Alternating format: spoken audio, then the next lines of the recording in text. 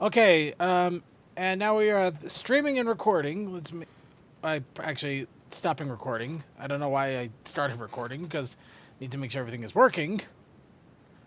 Granted, there hasn't been much changes in the last couple of weeks, but it pays to be prepared. Fair enough. Also, on recording, hi creature, we love you. Creature. Creature, I'm so glad to have you back. Though I really wish you would have responded and let me know if I should make a desktop image thing still. But it's my fault. I should have responded sooner. But I didn't. That is my fault. I made the mistake. Mistake was made. Mistake was had. The mistake is mine. It is mine. Creature, so good to see from you again. It was Look, dump. Creature, creature, it's so wonderful to see you. You must die. Die. Yeah. Thank But in you. all seriousness, I'm happy creature's back. Specifically, so Cole and CMC have someone to bounce off the flag stuff with because I missed having that actual fun show. Yeah, we might Okay. actually be able to bring it back now that we have like a third person who will be able to like jump into the mix and actually like help us with writing and questions, and also just to be a person on the show, because believe it or not, me and CMC are not exactly the best at carrying a conversation for an entire stream. It's really hard. Yeah. No, it's always good to have at least 3 or 4 people. I mean, what do you have? I have a nice little panel here. By the way, hello panel. Hello panel. A lot more than I expected, but still, I love you all. Where'd you all come from? Ah. I wonder what's for panel. Well, you see, when mommy and daddy love each other. My case is when a mechanic really wants to be lazy and build something. Okay.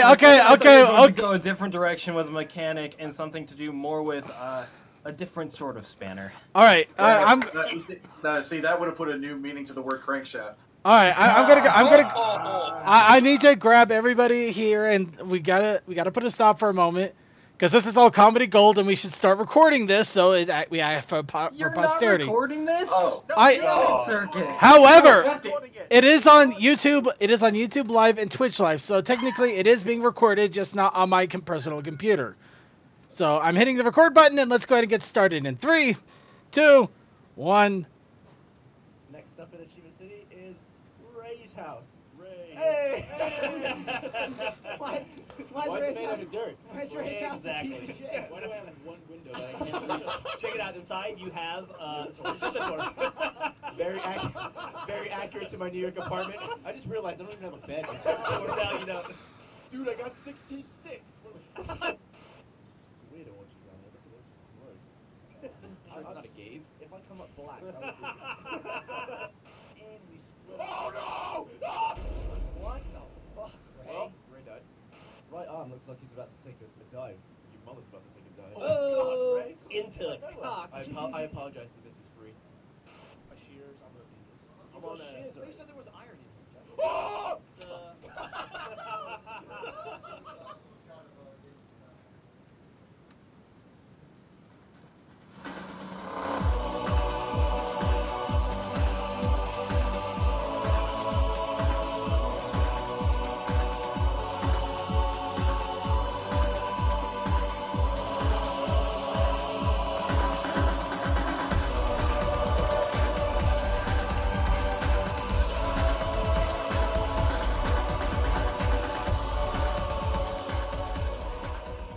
Hello, everybody. Welcome once again to the Brony Show. I am your host, Circuit Main, and I am here for Brony Show 346. We are just a few episodes away from 350. What are we going to do when we hit 350? Probably the same crap we do every day, Pinky. Try and do a Brony Show Brony podcast. However, When Twilight Secret Shipping pulled in, everyone gets mad because I made the game win. actually, maybe that is a thought. But anyway, I thought this was the all Avengers Endgame spoiler stream. Oops. No. That's gonna be in 2 hours. Everybody run for the coffee house after party. Anyway, But no, we're here to bring you all the fun and silliness of the Brony community for this weekend, or well, 2 weeks really. And oh man, what a couple of weeks it has been. We had Babscon just come and go for the year, and it was incredible and fun. And we also had the episode 200 with a lot of silliness, but slightly less pandering than the 100 episode. However, we will get to that in a moment here. We also want to start off with our introductions. Let's go ahead and introduce our panelists. We have, of course, joining us from the Equestrian Flag Stop, we have Crazy Matt Captain. Who may or may not be dying of a cough. And we also have Duluth Circuit. AKA Cole. Oh shit! I didn't change my name. Yes, it's called Circuit us. second. Circuit the 1.5 because it's not the E model. I was trying to think of something creative to say based on coal dust, and then I didn't realize I didn't change that. Well, all right. I'll do it in the next couple seconds. One Cole. He's definitely an offspring. You think of something creative and you kind of get blown out by your own inactions. Wait, Yeah. what about the offspring? Nothing. We also have Deathlight Productions. But they're a good band. Speaking of an action, I've been really lazy with my voice acting. It's been kind of upsetting. Oh, well. Hi. Alright, and we also have Tech Stallion joining us. I'm lazy all around. And we also have joining us some weird robotic voiceover thing. We think it might be an old 1999 Flash program that was coded in BASIC, because it's definitely the most basic thing we've ever seen. I Damn, work at fast food joints. I ride to work. I lift stuff. I ride home. Damn, he just called you a basic bitch. Actually, Why? apparently for absolutely no reason. I gotta give him credit. That's pretty bomb of him. That's awesome. That is awesome stuff right there. That's the attitude you need to have, people. And we also have joining us Suki of the Otaku Ascended. And I ain't no basic bitch. No, he is not. And apparently,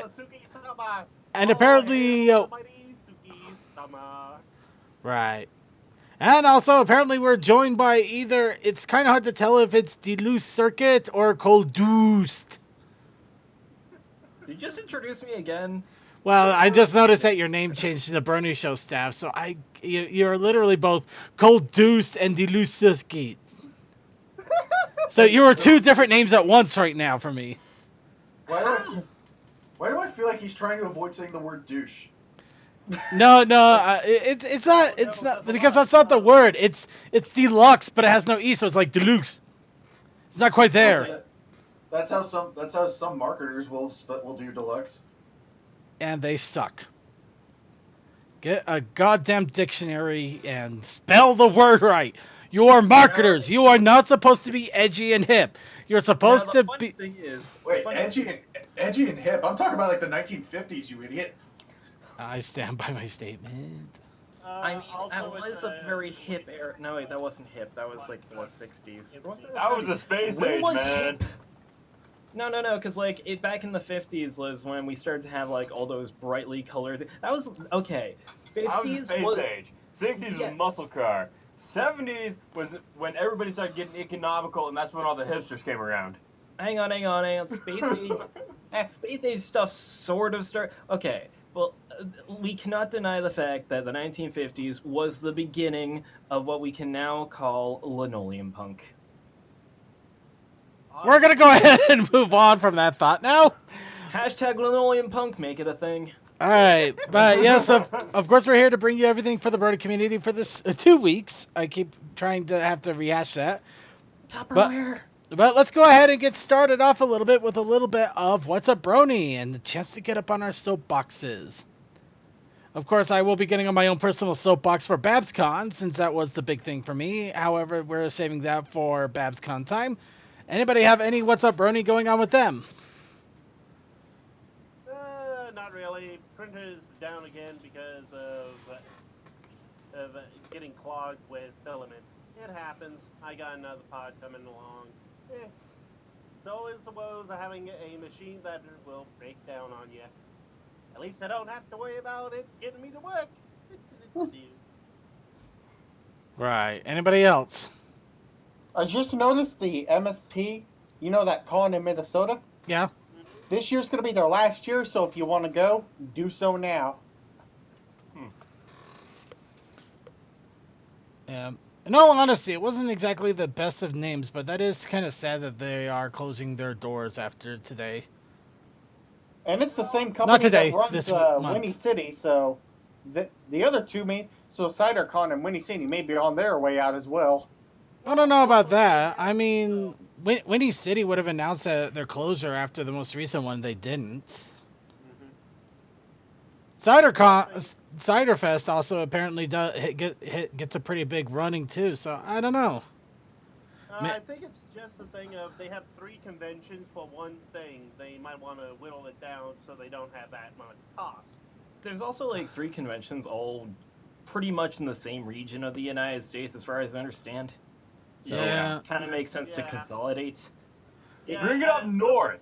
Where's all the northeast cons? Come on. Yeah, well, you know why we don't have any Northeast cons aside from BronyCon? The whole reason seems to be because BronyCon was so big, everyone just went to that one. Like Babscon tried to be, or not Babscon, sorry, what's the fuss? Big Apple PonyCon. No. Oh yeah, that was one too. I was thinking of that other one there, PhillyCon. PhillyCon. Oh, yeah. Yeah, PhillyCon. They popped up, but their first year they actually they were like a month after BronyCon, so they didn't really have the turnout because everyone already spent all their money at BronyCon. Yeah, you gotta space those out. Although they have announced that they're planning on trying to make something after the last BronyCon, so here's hoping that they can manage to organize something then. Because we need something in the Northeast. We can't just be completely conless. It's the Northeast. It's very heavily populated. Actually, I think we did discover something about that, and I was trying to find the site again because it was kind of a CPonyCon would be what you. It was CPonyCon. Yeah. Yeah, that was the one. You guys and you're losing your PonyCons when all I ever had in Georgia was one that never even got off the ground. Okay. You have DragonCon where you live.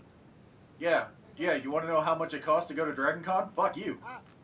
Too much. Okay. Good answer. Well, anyways. Okay. From my day, I had a good old scare. My inner well, the plastic clips came out of it, so I just heard a fantastic thud and bunch of rubber meeting plastic. Oh, that's never a good sound. It's nothing though, just plastic. So I just removed the wheel well when I got to work. It doesn't hurt nothing. Well, that's the But it problem scared of me. being where you are.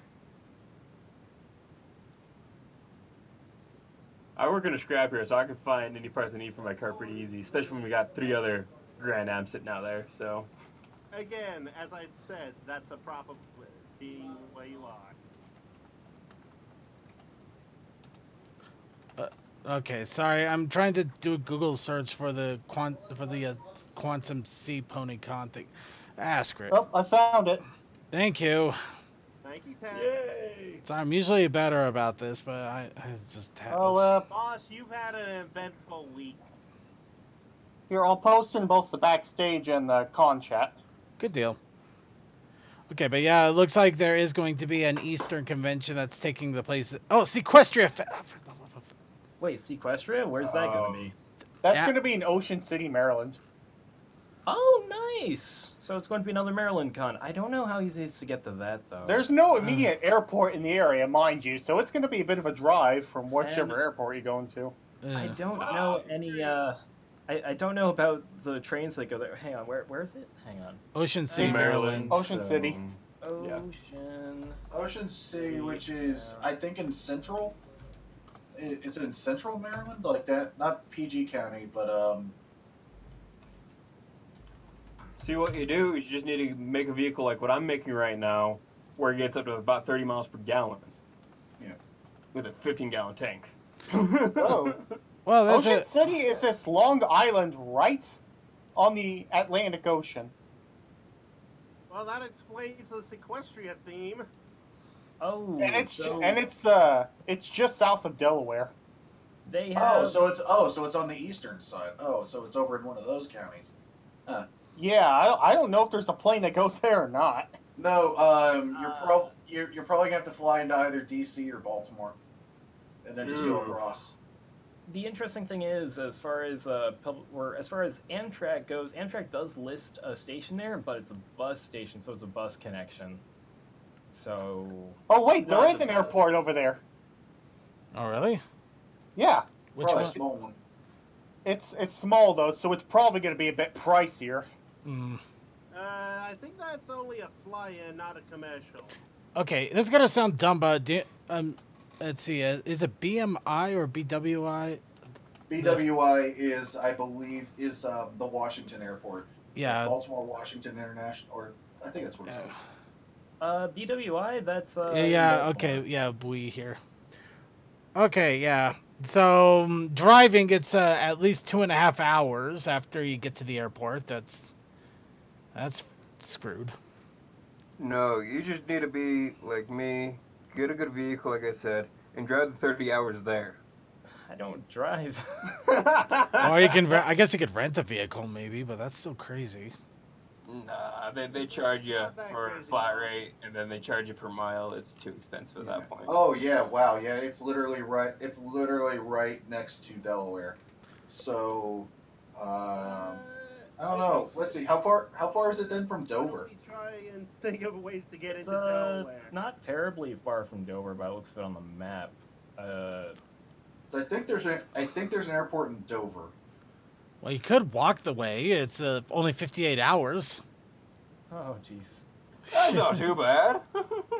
Oy, the closest airport would be in Salisbury, and then it's about a 30-minute drive. That's not bad. I mean, Welcome, everyone. This is now the new panel. How to get to the new con. Actually, I do wonder how they plan on getting people over there, but they have an entire year and a half before it actually starts. Are they You know, gonna just, if, rent a bus system or something? That'd be like the most plausible thing. They just rent out of buses for like the 3 days they're at a con.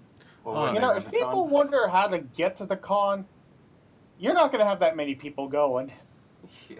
I mean, like, okay, I gotta be honest as far as, so, I guess there's a potential of, like, catching something in Wilmington, Delaware? I don't know. Okay. Well, buses are definitely not a good idea. That's gonna take like 10 hours, and that you have to use a Greyhound. Yeah, I'm like, if you want to move a bunch of people, those buses are the way to go. In all seriousness, though, you said there was an airport there. Which one is it? Let's see. It's probably a little. Sorry, everybody. It looks for like we single are trying to engines. figure this out, or heaven help us. You got the Ocean City We got Municipal Airport, derailed by but this again, it's a very war. small airport, so I don't know what flies there. Well, if it's an airport, it might still be able to charter a plane. I'm guessing if it's a small one, probably single engine rotaries. If I had to guess. Mm. So you'd only move about 10 people max per plane, which isn't the best. Oh, there is a shuttle. There is a shuttle flight apparently from BWI. There really is a But shuttle? It costs about. Yeah, Okay. I can give you the link. Yeah, How shoot. much does it cost though? Is it like triple or what? There you go. Oh, it's okay. I'll put it in both the con chat. And let's see. Uh-oh, did I lose access to the back page? Oh, no, I didn't. Again, sorry, everybody. Bay Runner. Okay. Oh, for one passenger, $109, two, $167, three, To Ocean, $217, and Ocean each City. additional $44. And that's one way. That's quite a cost for what's honestly not a very long distance. That's a one. That's a Yeah. one-way. Yeah, one-way fare. So imagine doubling it. But yeah, if you can get enough people together, you could. Yeah, you could probably actually set up Wow, yeah. But just by yourself, you're looking at about $300 plus the hotel. So The hotel better be dirt cheap, though. yeah, that's Also, like the only thing there's I'm saying. Like the hotel better be cheap. I don't think the hotel would be cheap because looking at the area, it's like right on the water, and there are beaches. Like looking at it on Google Maps, there are tons of beaches over there. If they have it in summertime, it's going to be pricey. People So want to go to that beach. you're looking pretty much about $1,000 just to get in the door. Well, we don't know that yet. Let's see here. Okay, Oh, I'm hey, gonna try Jolly that. Rogers Amusement Park. Good to know. Okay, we're just gonna go with a City View Hotel. We're doing this in real time, everybody. Kitchenette? What are you talking about? Okay, whatever. Yeah, I'm just kind of sitting here like for a hotel that kind of sounds like that. You're looking about $200 on the cheap end per night. Okay, we're gonna hit up in July. We're gonna pretend we're going 19th to the 21st because that's the con date. That is. Oh, this is the worst. Come on, really? Actually, it's May. Okay. It's May I put in a checkout date for that Thursday and then check out the following Monday. Oh, well, what do you know? No available rooms. Yeah. Well, I'm going for this here. If you go for Well, let me simulate another weekend. If you go for next year, yeah, you're not gonna see squat. You got to go for something nearby, and that'll at least give us a general ballpark. Let me look at January. Oh my God! What? It's like $300 a night. I was pretty close. So yeah, $1,000 to get in the door. That is fantastic. Well, $300 a night unless it actually has a discount from the either that or that's the combined amount. That No, might it's be the combined amount. It is not the combined amount. Oh my world. Okay. Because okay, well then again, I just looked at Booking.com for literally coming up the next week in some of these places, like going from the 2nd to the 9th, and I'm seeing for 7 nights like $623 and stuff like that. But then again, we're talking not during an event, so. Also, not yeah, during there the might season. be a special code or a special price for the actual event itself, but yeah, right now, oh man, I could not see myself blowing money like What were the this. dates again? Sorry. Is the 29th? Oh, the 29th through the 31st of May. Oh, okay. So it's, okay. Yeah, I'm looking at rates through October I was looking 10th at July. May it might actually be cheaper. I'm looking at October 10th through the 14th. It's $150 a night. Okay. Okay, That's before all the so taxes. day might actually be the dates might actually be very specific about that. Still, getting there is going to be a feat and a half. Yeah, see, okay, so from Wednesday, May 29th through Wednesday, the next Wednesday, June 5th, you get the Crystal Beach Hotel for $135 a night. That's not bad. That isn't bad at all. Oh, if you go into this hotel in June, Well, you get to pay $260 a night. Yeah, that's why I probably should have made sure I got the Because that's- dates right. Yeah, because that's more peak. Because you're talking summer season at that point. Yeah. Okay, so the May prices are actually a little bit more reasonable. So this actually might be a reasonable con to go to, except for the transportation. That might be the sticky wicket. Yeah, if you don't mind a shitty hotel, the Quality Inn and Suites, $98 a night. Yeah, there's that too, I guess. Hey, it's the whole thing of we need more information beyond just dates and location. We do, but we are also going way off topic here. However, Oh yeah, what was our topic? well, in this case, we were just saying hello to everyone. And Hello, we yes. spent about 30 minutes on this. okay, but yeah, Let's be honest here, we are all that into wanting a Northeastern convention. yeah, we still want conventions to happen, and we do want conventions to happen. Considering that they may have a con rate going on, and the normal rate is at least $150 a night at the location at May. There's a good chance it will be a reasonable price. It may even be cheaper than TrotCon, which actually had a really cheap hotel. But I still have to find my way to get down there, too. TrotCon, unfortunately, is going to require me to take a lift after I get off the plane. I could only probably think about 10%, so But no, yeah, That'd be like 130 or something, but yeah. so there is reasonable ability to get to this con to some extent, and of course they still have a year to plan. There may be more info in the future, so we are keeping an eyes out on it. However, I'm not going to call it the resurgence of BronyCon. No, this is just a Brony convention for the East Coast after BronyCon has closed its doors. And again, there could be more conventions that come up, so just know that you just have a void of BronyCon, and what comes out there will be there. We're going to go ahead and shut a door. Who has a laughing out laughing there? bird? Who has the bird who laughs? That was Blake's mind. That was- I know that laugh. That was Bling Mind, and he's losing his mind, so we're going to leave it alone. But let's That actually just get... sounds like that bird that I've seen so often. All right, we need to get back on track. Toa, enough. We got to get back on track here. All right, so compilation albums released. Skyward, Ponies at Dawn has officially released. Now that I think about it, I actually had planned to play this in the background as we were doing this. Kind Now- of skipped your mind though. It skipped my mind, but what can I say? I'm not. I'm not flawless. Yo, work in progress. Yes. I'll be quiet, you. Okay, let's see. So I can play. I'm trying to find a way if I could. Let's see. Actually, maybe if I bring up the here. There's no volume controls on the site here. It's annoying. Here we go. All right. Actually, this is rather soothing. Well, not soothing, but it's nice.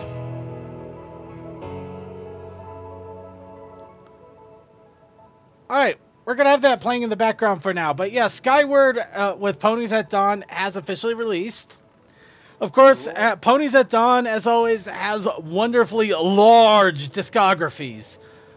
This one consists of 70 different songs from many different musicians and artists out there, all together for whatever price you want, and a large part of it goes to charity. Sweet. So do you hear that? If you give them $1, you get a song for less than a penny. Yeah, literally, you could have several songs for less than a penny each. Yeah. Well, it was actually a penny and a half. I didn't know. Well, no, penny. Okay, about penny and a half. less than five pennies each. Which is technically true. It's a gross over. We can math. We can math real good. We math well and do good of things. Yes. Well, actually, come to think about it, it could be each song gets a halfpenny. Moving on. Three halfpennies make 1 coin. Toa. We're moving on. Alright, so those of you who are wondering, oh no, Equestria Girls, what will happen to Equestria Girls? Equestria Girls will survive. In fact, they are getting a new bunch of digital series episodes coming out very soon. 6 of them have been announced with the different titles. I'm on a yacht music video. I like that. I'm on a yacht. I'm on a yacht. I'm on a fucking yacht. Oh, babe, I'm on a yacht. But yeah, I'm on a yacht. Run to break it. Camp must-haves. Festival filters. How to backstage festival looks. And this is all coming out in May. Literally a week from now, we're going to start seeing these pop up. So a little early spoiler, but not too bad. But I'm on a yacht. That one got me pretty good. I like it. That one is awesome. I don't think it's going to be as good as we think it is, but it's still awesome. We will make it as good as we think it is. I don't care. It's fine. Yeah, it's fine enough. We'll do it. Alright, and for merchandise news, we do have one little bit of merchandise news. The Japanese version of Claire's has water bottles and mirrors that you can buy. Oh man, that is so desaturated.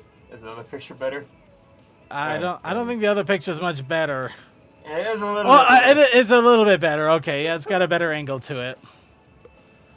Is. I'm like, wow, that purple looks like white. What's the other picture? Ooh. It's a little bit better. However, I'm not holding bets that these are good quality. They kind of look like the painting on the front side will start to rub off the moment you even try to wash it. Oh, that just reminds me of my mug. It's so sad right now. Yeah, I know, right? It's something where I've you had this only thing for a wash number the of inside, years, you don't though. wash the outside. I've had this thing for a number of years, and it was pre-owned, and finally the paint is starting to come off of it after about 5 years. After 5 years, the painting is free. Yeah.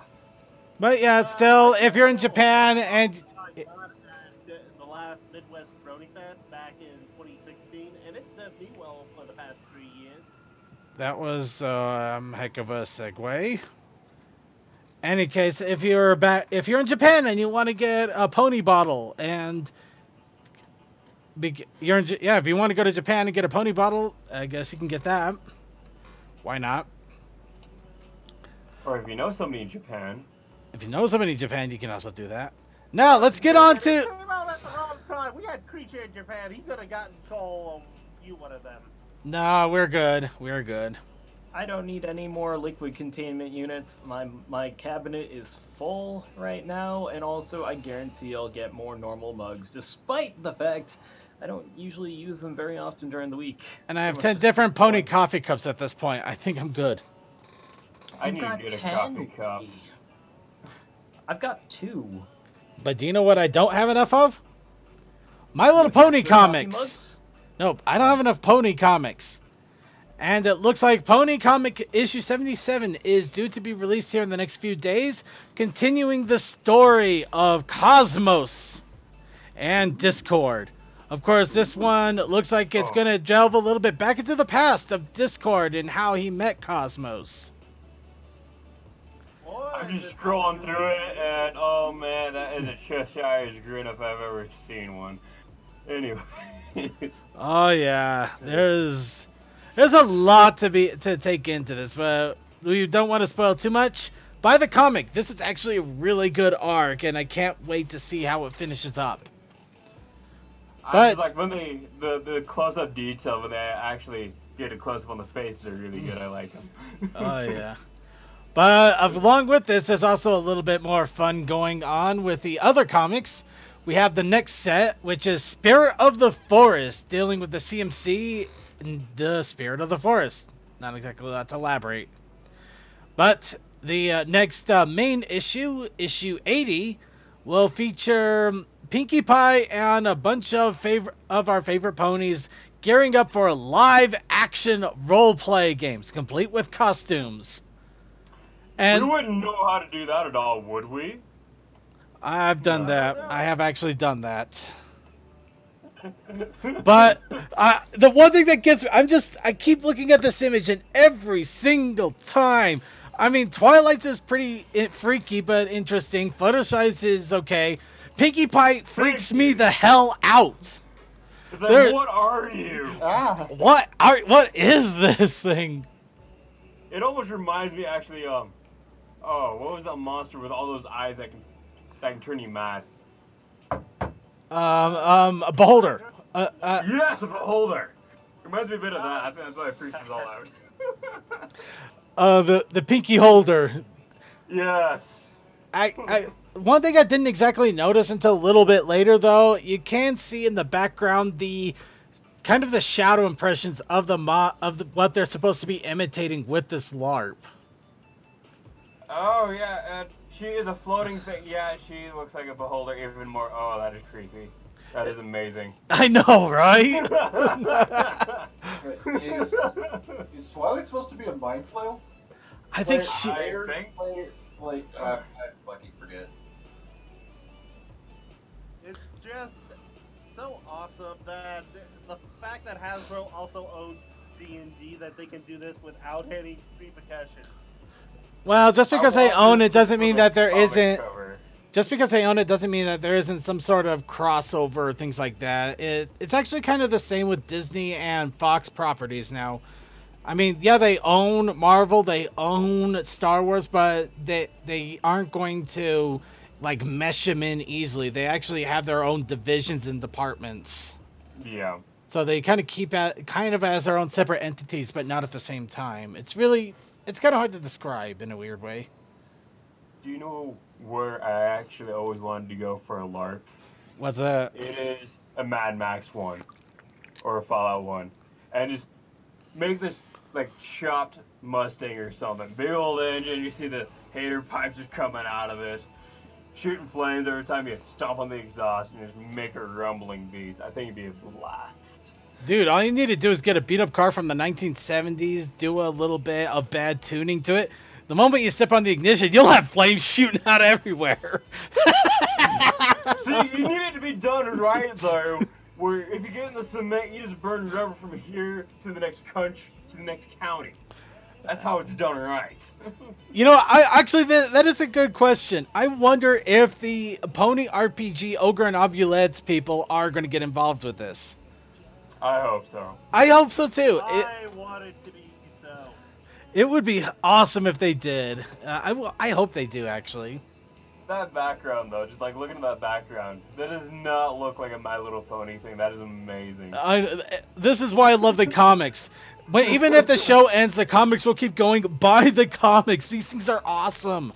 I don't know how I can't stress this enough, but I can't. Speaking of the show, Season 9 is now officially available on Google Play. So now you can buy it on Google Play for $8 for a full season. What, really? Yeah, so it's almost not worth it. Just wait until it gets to Netflix. Well, you can wait for Netflix, but if you really want to make sure you get the latest episodes and have it in high def now, $8 for the full season is actually not a bad price. Except it might just be for the volume, so you only get 13 episodes for $8, which is still not bad, but I mean, considering how much iTunes charges per season. Amazon's not too bad per season. Oh wait, that is what the hell? For like Virgin Fire and stuff that I watch with my dad, it's not too bad for price. Okay, that is really weird. For some reason, Season 9, they have it right now at $8, but if you go to, like, Season 8, that's $15 for the full volume of season. Unless, of course, it's for the all of Season 6 or Season 7. I don't know. I don't know how the pricing structure works. Somebody buy it and find out for us. We're too poor. We're too poor, and I already have DVDs of half of this, so I don't care. But yeah, in either case, if you want digital copies of it, you can buy them. So, go for that. I'll have money one day. Of course. I finally pay off my college debts. Now, of course, we are going to be talking about this and doing our episode recaps, but it looks like episode 200, they did take a lot of cues from the different voice actors on what they wanted to see each pony do. Of course, we are going to expand on this a little bit more, but essentially they wanted Pinky to go into space, Fluttershy to have a badass spy moment, Rarity organizing a heist, Rainbow Dash to interact with Zephyr Breeze again, AJ to have a secret past, Spike and his family relationship with Twilight as when they were younger, and also Twilight and Shining Armor having some sort of crazy sibling rivalry. You know, honestly, that last one kind of makes sense, all things considered. Well, it does and it doesn't. Sometimes siblings don't have that much of a rivalry, and sometimes they have the most epic of rivalries. But we will actually talk about that more in depth when it comes to the actual episode synopsis. So, let's go ahead and get into the fan submissions and suggestions. Of course, the challenge of the last 2 weeks. Oh, yeah. I'm going to go ahead and put... Dang it! Why is that background there? Anyway. The challenge of the week. Ponies and togas. I honestly forgot. If I was shit. But we also have the... Circuit, Yes? there are no complaints about that background. Fuck you. Okay, it's a good background. It's a good background, but I feel like it's edging on our rating border. That's would've- true that. True that. That's a like a horror reference for the house. I forgot. I would say this: if we're going by the old ADV rating system, that's a 12 and up. Fair So enough. it's fine. But old ADV rating system, you practically had pasties on their nipples and it wasn't considered adult. It's because it wasn't showing. It's fine. Fair enough. But yes, the challenge of the week was ponies and togas. And the protest initiative challenge was, of course, ponies and lighthouses, which I totally didn't forget. I'd never forget that. Of course you Never. didn't. But we did have a few submissions. So we got one from Toakoi, who shows me standing in the light of a giant lighthouse over at apparently Cantor Creek. And I think it's Toa and either it's Coal Dust or some sort of weird dog. Cole. I mean, where's the lie? Ow. But yes, this is Toa's entry. I do admit I kind of like a little bit of the atmosphere there, but my problem with Toa's art comes up once again with his lighting.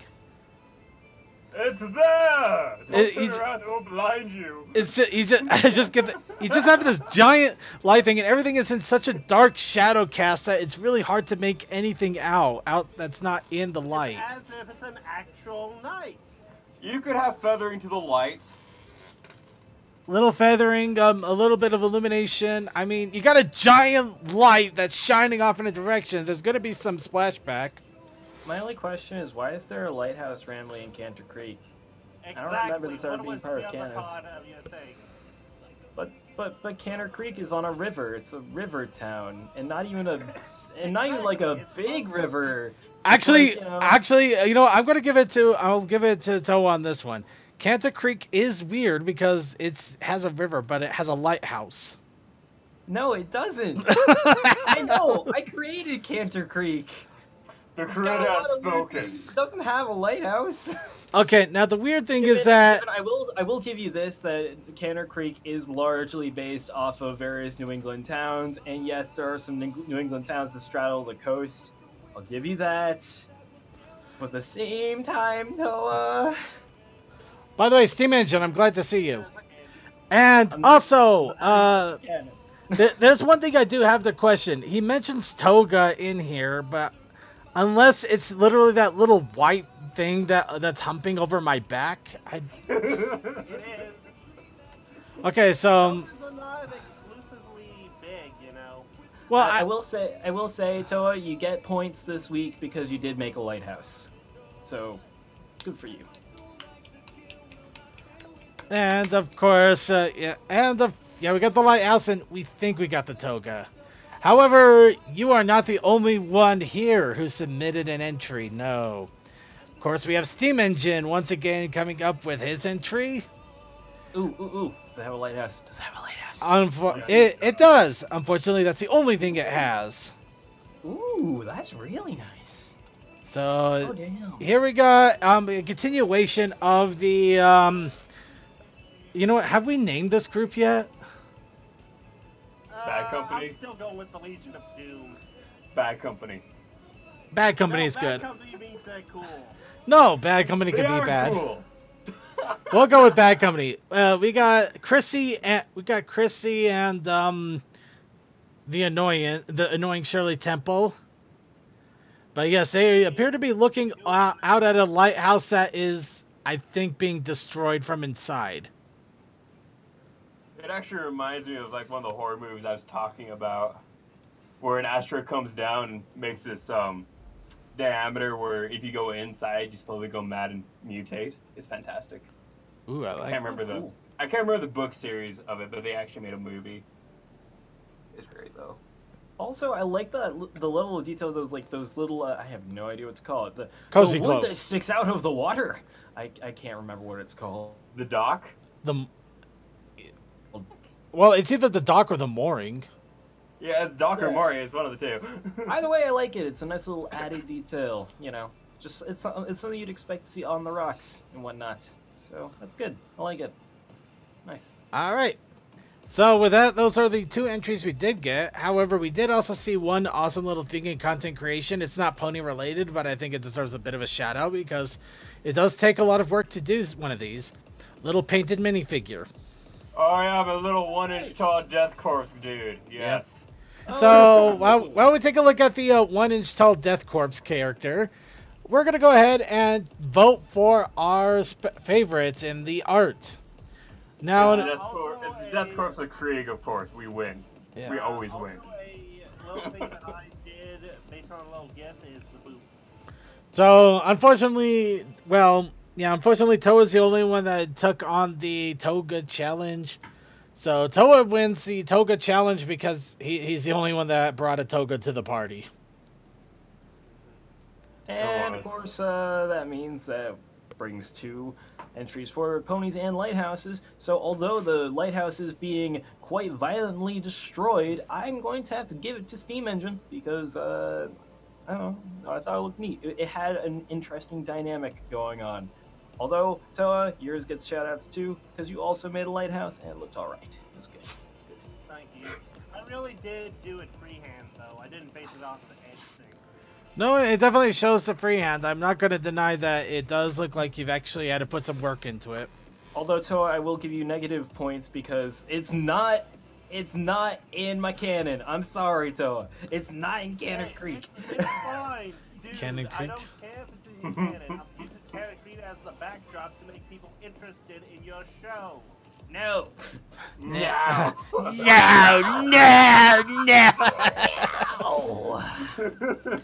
Alright, so that leaves us to the next week's challenge.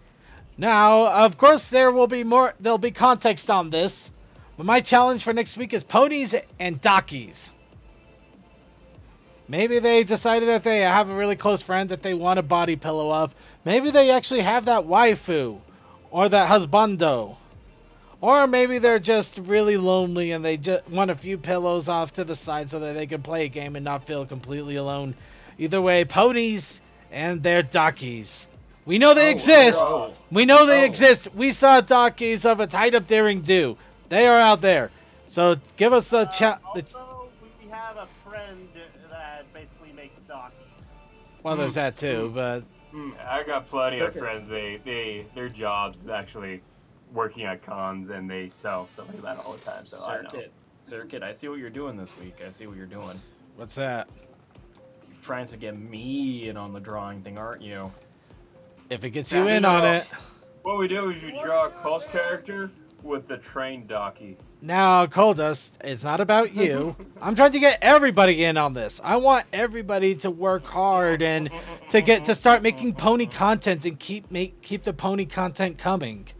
Because that's the way the fandom will continue. The fandom will continue as long as content is still being created by the fandom. Some valiant lies, but... What about the protest initiative challenge? The whole reason for the lighthouse being in Cannon Creek is because it's misplaced. You know it's not supposed to be there, so how did it get there? Okay, protest initiative challenge this week is... Fuck, I actually had a good, legitimate idea, and I forgot what it was. Damn it. I blame you, Circuit. Okay, No, so protest CMC initiative doesn't know. challenge is ponies forgetting something. No. I had a legitimate thing that I wanted to go with. Fuck, what was it? Ah, shit. You know what? Fuck it. Ponies biting into deodorant. I don't know. Pony's eating deodorant. You heard it here. No Ugh. mentions. Oh wait, no, wait. I remember now. Ponies and coffee. That's what it was. Ponies and coffee. Easy. Do it. If you want, hell, make it a combo deal where it's like a pony chillaxing in the morning with his docky, having himself a nice, cozy morning.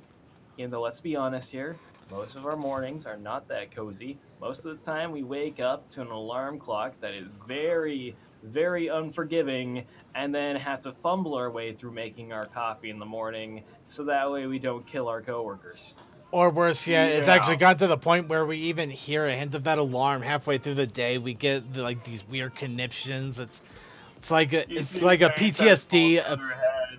You get a PTSD reaction. You just suddenly wait. What was that? What was that noise? Am I supposed to be not awake? I'm not gonna lie. Anytime that Am I dreaming about work? so like there is somebody at my work who has a ringtone that is the same as my morning alarm. So whenever I hear it, it puts me on edge. Just a little bit. Yeah. Well, technically, Circuit, we're content creators because we're creating this. Well, yes and no. Shit, Grant, I'm not a content creator. I'm just here making live streams. Shut up. I'm not making content. I mean, technically, I don't care. well, in a way, we are content creators, but I also want to do more than that. I want to be able to actually create something that actually adds a lot more value to the Brony community than chatting randomly and pointing at random things that I've found on the internet. I mean, yes, giving attention to the stuff is important, but also being able to create the stuff is important too. Oh, you mean like all the fan art and videos and stuff? Fan art, I need to videos, the finish music, narrating. stories, all of that stuff. That is the fan content. It's important to let people know it exists and it is out there and to check it out. Which is also why Making me feel bad. I'm not trying to make you feel. I'm not trying to make anybody feel bad. It's just that's the way I feel about content creation. Podcasting is important, but it's also important to create the stuff for people to talk about. It's like I still gotta finish narrating Australia, and I haven't done that in a month, and I still need to finish narrating The Monster Below, and I'm only like 3 chapters in. I still need to do the other 20 chapters of that. I haven't done that in about 2 months. Well, we'll not get into this for now because I could go on for 20-30 minutes about this, and we need to get into our episode talk. Circuit, you know what you need to do? You need to have like a good like month or 2 month long like challenge, you know? Like, but make it something like, I don't know, music or something. Really challenge people. Yeah. Oh, music would be a challenge. Music would be I don't know. I could make the fan creation challenge, but I make it a month long, do a simple topic, and say, you know, pretty much the same as a weekly challenge, but give everybody a month. You have a month, make music, make a story, make art, make something, but you have an entire month to do it instead of a week to try to cram it together in a busy schedule. I have not done anything musical when I graduated high school. 3 years ago. Well, it's a thought anyway. I haven't done anything musical since high school too, but it doesn't help my saxophone got traded to a pawn shop, but that's another case. So we put out a jazz band. I was a trombone player. You were saxophone. Who played trumpet? Somebody had to have. Well, dang it, we could get we could get the slide whistle of coal dust. Also, am I the only one? The only thing that could go through their head right there was saxophone. No, you're not the only one. Booze is also potentially fun. Ooh, that's it. There's a challenge for the month. Make your own pony-related booze mix. Oh boy. That'd be something.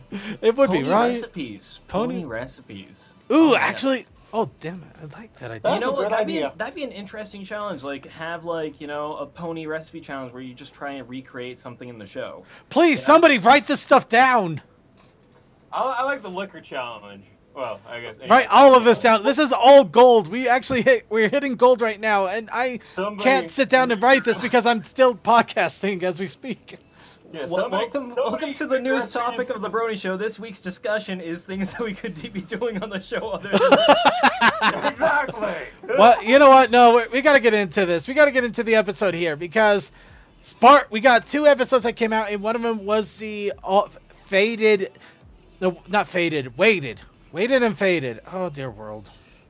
Episode 200. Or the episode that launched 1,000 Lunas.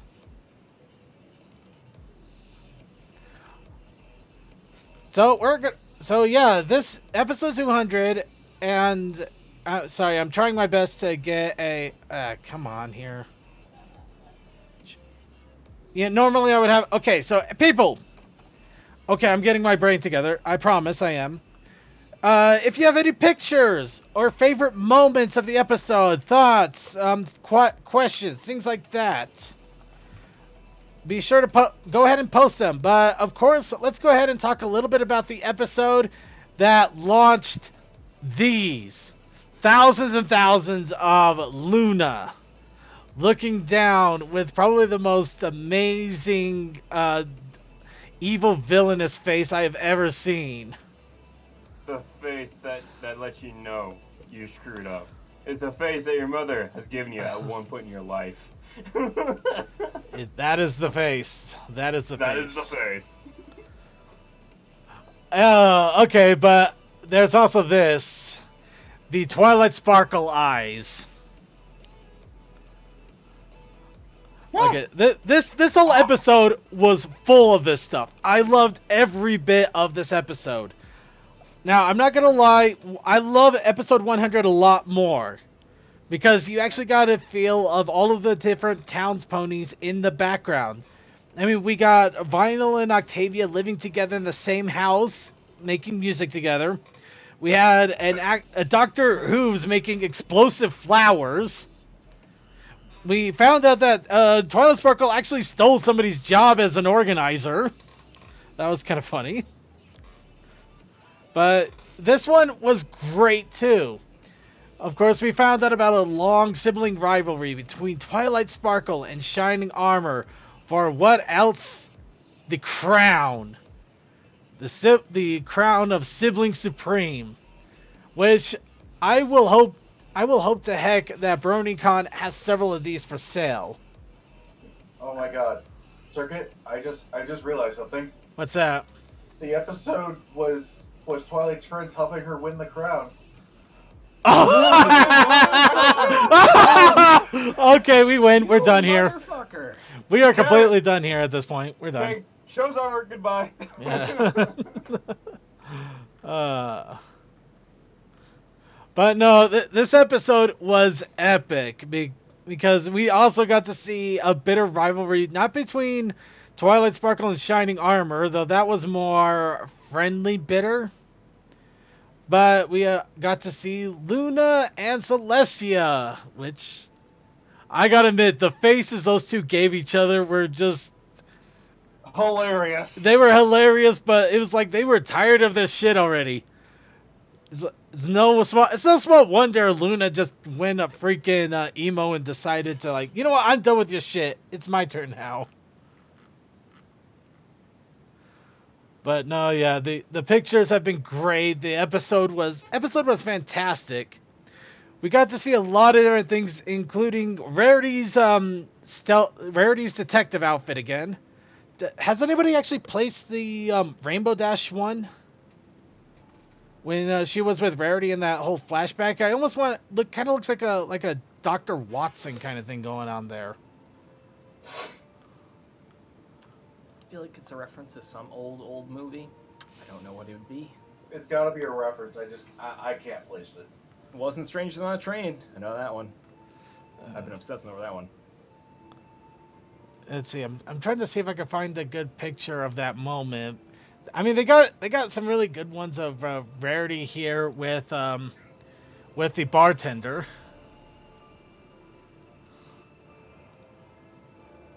Oh my heck! And I can't believe this. Somebody actually already created a plushie of Luna and the goose as she's stroking it. Those don't even look like geese, but whatever.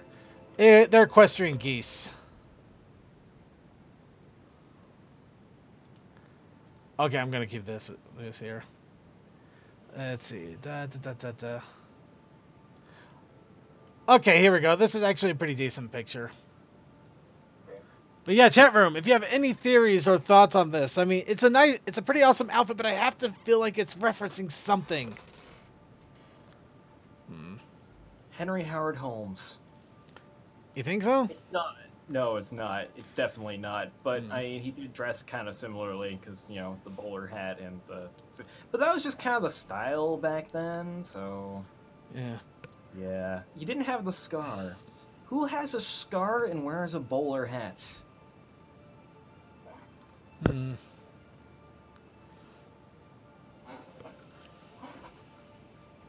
Unfortunately, there's no derpy bird tag, so we have absolutely nothing to go on there. It could just be a one-off thing where it's just like, it's like maybe it was just a trope of noir. I don't know. Oh yeah, there was a Betty Boop reference in there apparently. Yes, it was. Yeah. Yeah. Go ahead and grab an image of that. While you're doing that, let's go ahead and show the other. Whoops, that's the wrong one. That's an awesome one Oh, yeah, too. that's right. Got to see more of the Celestia and Luna faces where they're ready to kill each other. I found a very good image. Here we go. But yeah, the Rarity dressing up Rainbow Dash in a real... You beat me to it. Yeah. Well, I didn't exactly beat you to it. Somebody else was already posting in our pics and You're gifs. hiding Rarity's face with the overlay. Okay. Sorry, I didn't... It's a great face. It is a great face. It is a great face. There we go. So we're gonna have to be a little careful. Yeah. Just that wide smile. You know what? I think I figured out what this dress reminds me of. Doesn't it kind of remind you of Megara's dress from Hercules? Yes. There are actually comparisons to that. Yeah, Okay, I then. think it is a reference because even her hair and stuff like that too. So. Okay, I'm glad it's not just me. Okay, and let's go ahead and throw this pick up because this will just send the people going nuts for a moment. Oh no, Zephyr Breeze. Zephyr's strutting reminds me of Cusco, but Cusco was at least charming. Zephyr's just annoying. well, no, there's one little bit of the strut that reminds me way too much of the movie, and I felt it was move for move, but I could not find where in the movie. You mean the part where he's like, Wasn't that like when they like survived the waterfall or something? No, it was the bridge. The bridge Right. fell apart on him, and he rescued what's his face just before he fell in. That's right. Possible. I think. Let me guess. A giant waterfall? Yep, The spikes at the bottom? most likely. It's been too long. I need to watch that movie again. I can't remember the rest of that. Bring it on. Bring it on. That was it.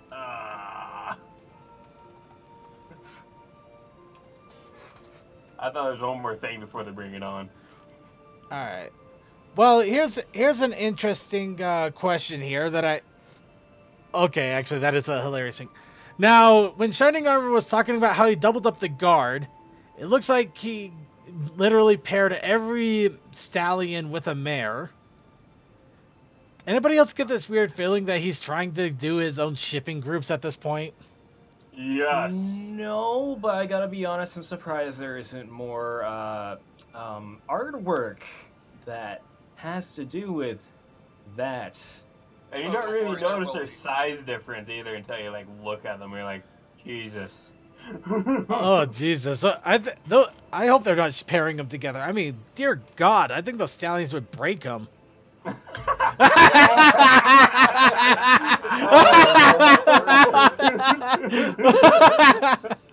Phrasing! I know what I said, and I'm standing by it. I'm standing by my guns. I know what I meant. I know what I said, and I will not change it, dear sir. All right.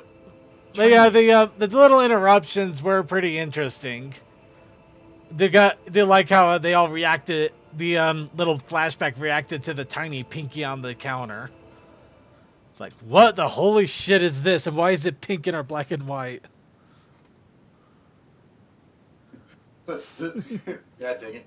You made me think of Spider-Verse. This is purple. No. I got to see Oh, that. yeah, that was great. Like, Yeah. how Trying do to you figure out the do release that? date. It's all one color.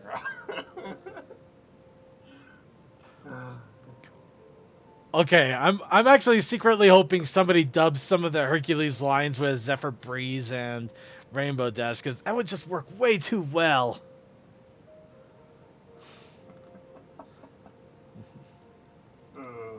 The one I put in there, Pinky tries to go to space but fails. Especially for the first meeting in between Hercules and Yeah. yeah. Hercules and Meg, yeah. Yes. And see, I never watched the episode. I just figured it all out by looking at all the pictures and watching everybody make all the gifs on Twitter. So. Okay, now this is an image. This is the image right here. We got. I mean, Rarity just looking at a brick like this. You can substitute anything in there, and it's just gonna be hilarious.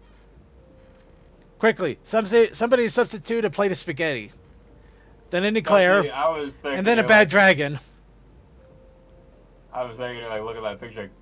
Time to do some crime. A gun. Ah, there we are. A gun. Considering Spike is technically a mobile flamethrower, you're not wrong. Well, in the movie, you seen him like wipe out like 3 or 4 people. Okay, seriously, the stallion that Rarity digs the information from, I cannot believe anybody. He is gonna be the most happy. Perfect. He's perfect, but he's so stupid happy-go-lucky. It's actually amazing. He sounds like one of the ponies from Starlight's Village the first time we go there. Oh yeah, he does. He kind of does, but I just love how, like, you know, he's being shaken by the collar, but he's just like, oh, you mean like over there? You mean that one over there? See, he's still recovering from what happened in the village. Or maybe he's enjoying being shaked too much. Alright. And also, we got to remember one important thing. Now we now have the awesome ability of Rarity in armor. And it actually looks good. And yes, people made artwork of that. Of course they made artwork. What do you think we are? A bunch of... We make artwork of everything, and every bit of it is awesome. I'm not kidding though. When I say that this episode launched to 1,000 Lunas, I have found about 5 of these just quickly going through the first couple of pages of Derpy Boru. The most recent pages, I might add. Oh, you mean Luna petting the goose, the goose, yeah. Honk. We shall now call him the Honk. The Honk.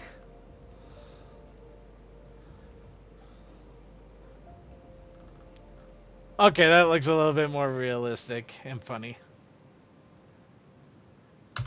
And here's Rarity in some armor. Okay, but seriously, the episode was awesome. It was a lot of fun.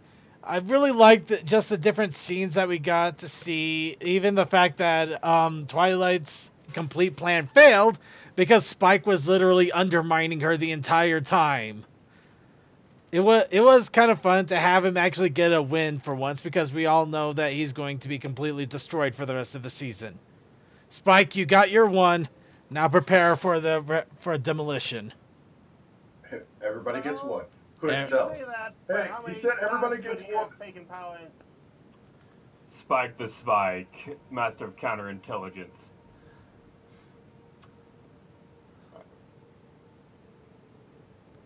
Okay, and one last image here before we go on to the next one. Well, second to the last one, because third to the last one. Sorry, there's really a lot of great stuff here. I mean, I could spend all day on this. This is awesome. Here's a comparison. Was Applejack telling the truth, or was she fibbing? You know, I don't know about that one. I think she was telling the truth in her mind. It's like one of those things. Did you guys forget that Applejack is really bad at lying? She is, but she was not bad at that part. Yeah, she's really bad at lying. She said all of that straight up. That wasn't a lie. Yeah, but then you look at her eyes after, when Rainbow Dash asks, and it's unsure. I think she just kind of realized that nobody remembered that. She thought she made that big of an impact on everyone in society under that alias, and then, like, she can't believe the fact that nobody knows that was a thing that happened, that persona of hers even existed. Okay, I know for a fact Circuit's probably got that video on the thing tonight, but all I can think of right now is the oh my god, it's Reba. Actually, I don't think I got that one, so you might want to get that ready. Oh. Can imagine. But yeah, that was good. Oh my god, it's Reba. What do you spoil that game? Alright, but let's go ahead and let's move on here. All honesty, this episode was great. It was just so much fun. Yeah, if you really put it through the filter, it's just a silly episode. And that's all it's supposed to be. This was just a fun episode, giving the actors a chance to have their moment of glory with their pony doing something they always wanted them to do. We got Applejack Reba. We got Rarity coming back as a detective and also planning a heist.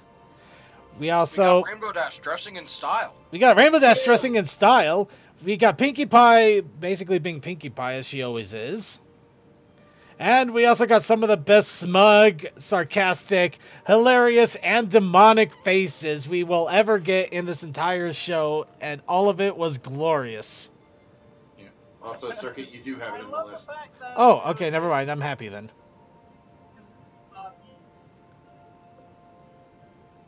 Oh yeah, that's right. Okay. Alright, just because I can, I'm going to go ahead and use this one as the last picture.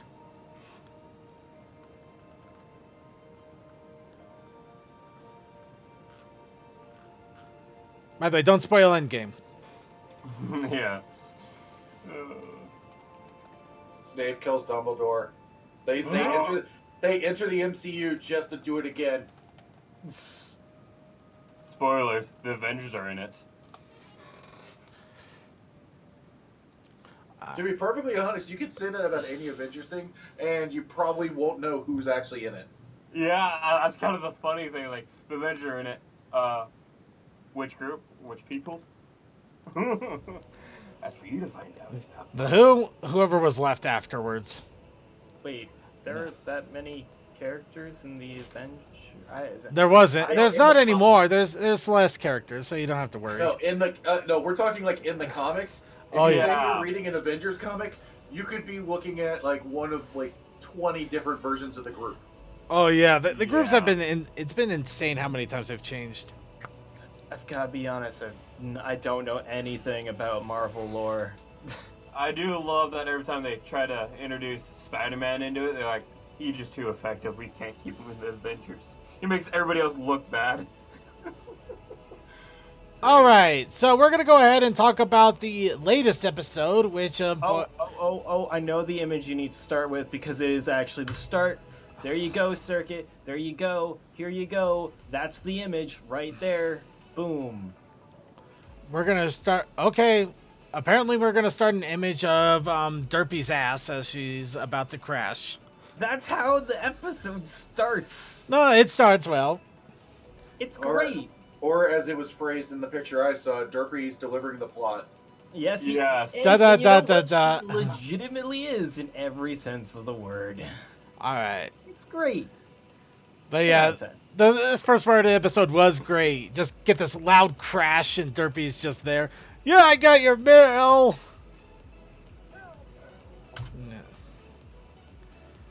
But it was nice to see Derpy again, especially with more than just a background role where she just kind of pops up and hands an envelope. She actually is talking, delivering, doing stuff. Of course, the whole idea of this episode. Twilight Sparkle gets a box of stuff that she left behind in her room. My guess is that a lot of the stuff that Twilight had in her room originally didn't exactly belong to her. And now that Moon Dancer's taken it over, Celestia decided to clean up. Moon Dancer is now Celestia's new protege, and Twilight Sparkle is being left to her own devices. That's my story, and I'm sticking to it. However, in her horrible fashion, as always, when she looks through her box of scrolls and all that fun stuff, she unfortunately finds out she forgot a book. And we all know that with librarians, once you forget a book, they never forget. Indeed, I forgot a book once. I had to move cities and then states. By the way, my real name isn't Circuit. It's Uzai Gojimbo. I used to live in Prussia. In Mother Prussia. In Mother Prussia. Prussia used to be great. Unfortunately, I didn't bring book back. Librarians took over Prussia to try to suss me out. They have yet to find me. I don't know why I'm telling you guys this. This will be last show. I'm probably going to go on hiding again. It's funny because they think Prussian meant that they were Russian accents. It isn't. It is not. It is not. It's the only accent I got. Here in Mother Prussia. Although, if I remember, it wasn't Prussian more or less. Well, actually, no. That's where Austria is now, isn't it? Yeah, I believe so. Yeah. So it probably would have been closer to a German accent. To be perfectly honest. All right. Yeah. But in any case, I'm getting back on track here. Episode continues on. Well, we see that Twilight Sparkle tries to return book. Unfortunately, book librarians are having none of it. She is being eternally shamed and goes down to Basement of Shame in order to return Book of Shame. But unfortunately, Basement of Shame and Librarian Shame is out to lunch. Shame. Circuit, you continue that voice. I'm gonna shame you. Okay. So yeah, she ends up going on a horrible, arduous quest to try to find an old lady and return a book in order to see about getting her job back. But of course, we can't forget there's actually a very special appearance in this episode. The most important appearance we will ever see. Yeah, we're talking about this big burly guy that yells at him and has a bunch of no anything signs because he's the most antisocial thing in the world. I can't help but notice that you didn't even mention the fact that Derpy talked. She did. She talked. I did say. I said she talked. Oh, sorry. I was too distracted by her butt. Answer so many questions. Don't worry about it, Circuit. Everything is fine. Shut up! I don't care. Let's just your ass talking. God damn it. Or did I just lose connection? No. Oh, okay, so I just killed it with the Eagle Raptor joke. Awesome. Actually, I'm just trying to think of how to continue on with this. But yeah. The whole episode is just Twilight running around trying to find what's her face anyway. Actually, probably help if I actually look. Dusty Pages. Dusty Pages. Who names their kid Dusty Pages? No, see, it used to be Mint Pages, but as the years gone on. Okay. But yeah, if she goes on an arduous quest to find Dusty Pages, and the one thing that drove me absolutely mad is when she's looking at this giant map and going from one location to the next, she doesn't go to the big giant location right in the middle of everything. Until the absolute end. Cole, we need to look at that map. We do. I'm actually trying to find a screenshot of it right now. I am very on board, by the way. For But ponies renaming themselves as the years go on. actually, that is an interesting that would theory. explain Granny Smith. Exactly, like, who would name their kid Granny? Okay, but it's an apple. seriously though, okay, here's the one thing I love about this whole episode: the library card picture. That is single-handedly the best thing of this entire episode, except for Derpy. Derpy is awesome. Oh, I'm I posted sorry, a pic in there. I still feel that above that is better. The one that's selling the Daring Do books, we actually see her real-time job. That is true. 100% true. And she is adorable. She is. All right, pictures. We need pictures. Pictures of ponies. Here's another one of I posted Derpy. one in there, but somebody already printed a real copy of Twilight's. Oh yes, library card. we actually somebody did print this, and they said that they are going to Everfree Northwest with it. There's actually a chance that they might actually have several of them for sale, which I will gladly and eagerly get it if I can.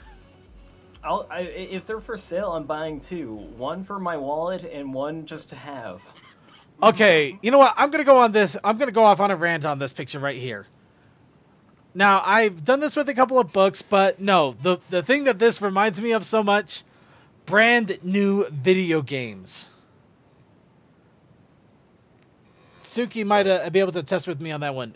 Just that smell when you open up the plastic, you crack open that case, you just get that woof of chemicals and plastic, and it's just like, oh god, that's a game smell right there. I can tell you what that smell The is. smell of fresh plastic. The smell of Dude, fresh gaming. Dude, you're fucking weird. Okay, so I guess know it's that just smell me. all too well. I know what chemicals they use and everything. They use the same for the cleaning products for your cars. Okay, new game smell. Okay, but I have smelled the smell of a fresh new book too, and that is an awesome smell. Now, I've got to say, an old book, like a nice aged book, one that's not mildewy, that has a really nice smell. Like, it's kind of got like an oaky-ish smell, you know? I don't know. That's just me. Although, when it comes to, say, opening random packages of things, there's only one thing that springs to mind that makes me just think, oh my gosh, nostalgia, and just, you know, oh, this feels good to open. And that's an old Athearn Blue Box kit. They all had that same distinct smell, something about the paint, I think. And yes, it's not a pleasant smell, but it takes me back. But it's the same smell every time. Yeah, although the saddest thing is, like, you can only get that from a good old Athearn Blue Box kit, because Athearn stopped making them. Makes me so sad. They were so great, and also really easy to put together. Oh, if I gone in... When I bought a bunch of models, I bought a bunch of these old ones from the 80s. Oh, yeah. They contain lead in the stuff and whatnot. As soon as I open up those boxes, I'm like, oh, this leads me back. Yeah. Hang on, let me find a picture. Actually, I love this art right here. This is one of my most favorite arts I've seen from the episode so far. Twilight Sparkle going back in time to find the book right at episode 1. It's so great. It is. And then Spike just saying, it's just gonna get crazier from here, pal. Have fun while it lasts. The next 9 years of your life are going to be stupid. And don't ask about the wings. Actually, here's the thing. So it was left in the book in that library. Couldn't she have traveled back in time to after she left? Yeah, but we're not going to actually point out the fact. Well, she can't really. I mean, it was already discussed on the time travel thing that they can only use it once. Well, I mean, yeah, but I mean, the whole thing of. I mean, the whole thing that if she could do this, wouldn't it make more sense to go back in time to that point? Well, some of that did pop up. Yeah. The note that I've put into the Holes chat that someone else pointed out, she says that I didn't even know I left anything. But she was there in amending fences. She could have seen that, and heck, she knew that she had seen that she left the book that Moondancer had given her. Okay, there's something very cringy about that picture. I don't know. I kind of like it. I guess it's just me. Alright, let's go to something a little less cringier. How about this one of Derpy with the Metal Gear box? God dang it. Sorry, I just saw the picture. I was just thinking, you mean Back to the Future lied to me? Wait, hang on, let me... What? Went Back to the Future to lie to me. But there's a lot of things that I'm glad that they brought back in this episode, or at least made allusions to. I mean, we got Moondancer once again popping up. That was pretty fun. I mean, seriously, we barely see her after her actual showing up. Yeah, although that does lead me to a small gripe. We were on Restaurant Row. We're literally in Saffron's restaurant. Where the fuck was Saffron? We didn't see Saffron or Coriander. No, yeah. I am glad that they at least had the venue there, and even the fact that it was Indian food. Yes. The one thing that really that I found it hilarious was Spike literally took on a waiter job out of nowhere. I mean, I guess it comes naturally to him. He just went full Kronk.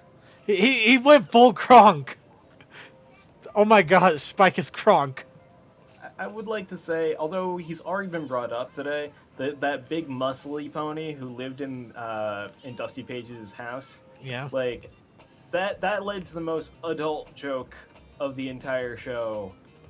Seriously, the whole thing of her mail and tell her to change her address, because that is the most relatable adult joke I can think of. True. Yeah. That An is. Yeah. adult life joke. Kids will never understand that. No kid in their right mind would ever understand that. Anybody who has lived in an apartment or a house will know that. Why? Because you always have to deal with getting the mail of the previous person who owned that. And it just I makes get you it all feel the time. old. Ew. I do so often. It is so frustrating. Although I don't hold on to it, but still, it's just like, oh man. I totally get that. I feel that so hard. Alright. And another thing I did like about the episode, the fruit fight paintball tournament. I mean, technically, that's like an all-out war. We've seen battles being fought with pies back in Season 1, so, I mean, this is no holds barred. Actually, I'm going to say it all together. I really like how they did the retirement community for this place. And I mean, there's so many shows where it's like, welcome to this retirement community. It's a small area. You're stuck in this house and everybody, and you're basically kept on pills and can't move anywhere. This is like, yeah, these are the golden years and you're doing all this shit. It's like, wow. Welcome to your deathbed. Enjoy your stay. Yeah. You've seen the grannies from Granny's Gone Wild? They will whoop your slow ass. down. Yeah, no, They- pony old folk don't slow down. They just get ramped up. That's all that happens. You see, after you don't got a job or anything, you're like, well, I don't got anything to do. Hey, let's do this. Okay.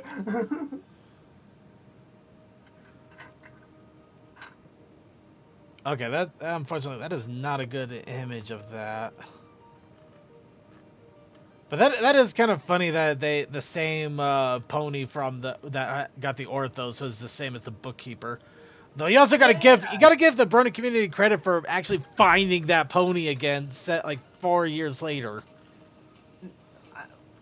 I mean, like, she stuck out pretty well, I've got to be honest. There aren't that many ponies that are that particular color scheme and also have those absolutely recognizable thick eyelashes.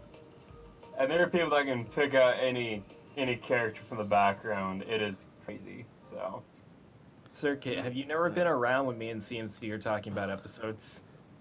Not as fun. much as I'd like.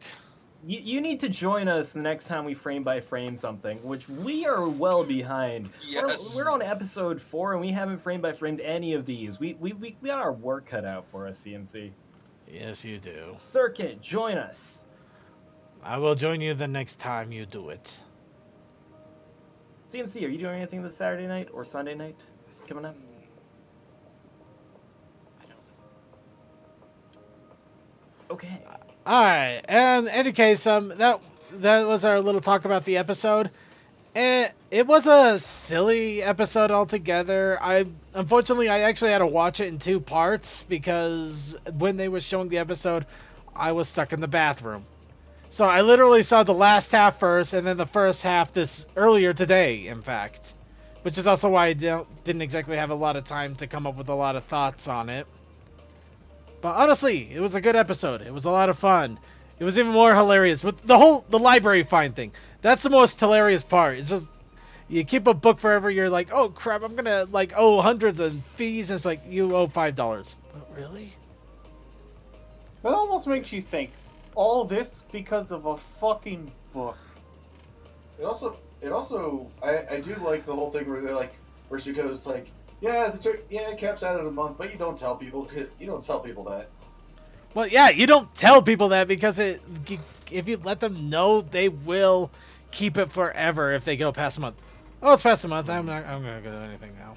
I I just really enjoy the fact that the librarian, when she saw like how late it was due or overdue, she said, it's in the basement, for shame. I know, right? It's behind the shame basement, behind the door. It's like, oh my God, you are rubbing it thick. It is just a book. I just love that Twilight was doing the running calculation through the episode, and the additions for 5 minutes are so much. Where are you getting your numbers, Twilight? Alright, and with that is catching up on 2 episodes. But let's go ahead and talk a little bit about Babscon. Unfortunately, I have to say a little bit because we don't have much time left for the episode today. But we are still going to talk about Babscon nonetheless, and it was fun. And I'm going to go ahead and quickly readjust here so that we know we have a little timestamp for when we discuss it, Babs. Let's start with this. Okay, that image did not work as well as I was hoping it would.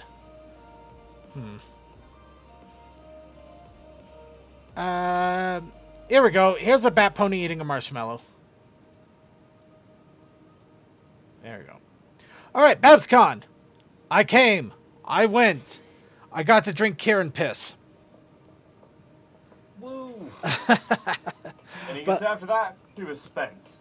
Oh, no. There was a lot that happened with the con, but I will try to talk about it as much as I can.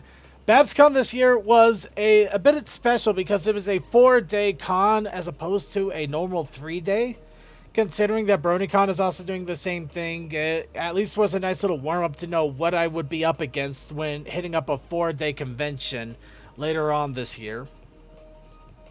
Now, of course, the Babscon trip itself wasn't too bad. I managed to get onto my plane, I managed to fly over there, and I managed to land without issue. I was able to get to the hotel without a problem. I actually got a nice room pretty quickly, and I got a chance to just relax. Now, and so the first part, Babscon went well. No problems there. Got my pre-reg going on. Admittedly, sleeping arrangements were a little difficult. I always have a hard time with hotel mattresses. That's just going to be a problem. First day of the con. Unfortunately, that's when the big problem hit. Now, the problem I always have with Babscon is food arrangements. Now, the Babscon Hotel is right in the smack dab of a bunch of other hotels. There is very little in the way of fast food or convenient food stops outside of their own area and deliveries. And the problem with California and delivery is everything is expensive. I tried ordering a Wendy's burger to try to keep it cheap. That ended up being $10. I tried ordering a Subway sandwich. That ended up being $12. Normally I can get these things for maybe $7 or $8. There's a few extra dollars on each thing. However, I also found out that Babscon has a buffet every morning. So I decided, which is about $20 to go. So, no, here's the thing there. It may be $20, but you can eat as much as you want. So I figure I'm going to go ahead and stuff my face silly. And that way I'll be full for the most part of the day until the end. So I only have to worry about dinner for the most part. And it worked out really, really well. And the food was crazy good. Oh, this was awesome buffet food. They had these like little, they look like egg rolls, but they were crepe egg rolls with little cream in the center and a strawberry topping you could put on it. Oh man, those things were delicious. I love that. Anyway, getting back on topic here. So, along with Babscon here, let me get my camera here. I did take pictures. I posted a lot of stuff on Twitter. I'm not sure which of the stuff actually showed up on Twitter and which stuff I'm going to have to talk about one-on-one here. Okay. Well, the first thing I did, I don't know why I didn't notice this last year, but the Babscon trolleys had little flags with Rainbow Dash to welcome back Bronies. Along with that, their front desk actually had a nice big screen TV that was playing the Pony movie and Pony episodes as the whole weekend was going. So that was a nice little touch there by them. And now one thing that they did do this year that I never saw before, they had personalized Babscon room key cards. And they did that for BronyCon as well. They always do this for BronyCon, but I've never seen this at another pony convention till now. And these ones are really, really good too. The back end actually has the 6-2-1 rule. No, yeah, this is the essential rule that everybody should remember whenever they go to a con. 6 hours of sleep, 2 meals per day, 1 shower a day. Seriously, remember this stuff. I Now, like how they look like they're stuck in the card. yeah, I do like that. They're just all pressed up, and it's actually kind of cute and fun. Yeah, unless you're me, then it's 2 showers a day. Yeah. Yeah, Tech Stallion, you are absolutely right, though. California is expensive for everything, so that's always the thing you got to remember. Being a Utah homeboy, a lot of things are a lot cheaper here.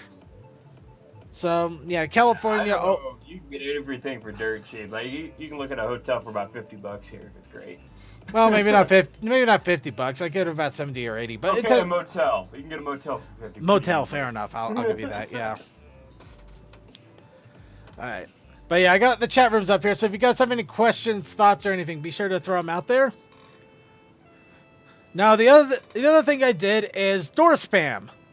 Of course, this is actually something I picked up from my friend Derp Kit, who is one of the big wigs over at BerryTube. He's also one of the admins for Brony's Drinking Coffee. But every year, BerryTube actually puts up a bunch of pictures on their door, and I like the idea of it. It just kind of like personalizes the door a little bit, and you just have a lot of fun just seeing this. Like, man, look at all those pony pictures, and it's all so much fun. Just make sure they're easy to remove. Yeah, the one thing I always do, I found a tape that is used for putting posters onto walls and make them removable without peeling. Like masking tape. It's like a masking tape, but it's actually specially designed for walls. So I use it for the door. But yeah, all of these come off. Yeah, these all come off really easily. They don't leave any residue behind, but they stick on the entire weekend. So it makes it really easy to pop them on and put them off.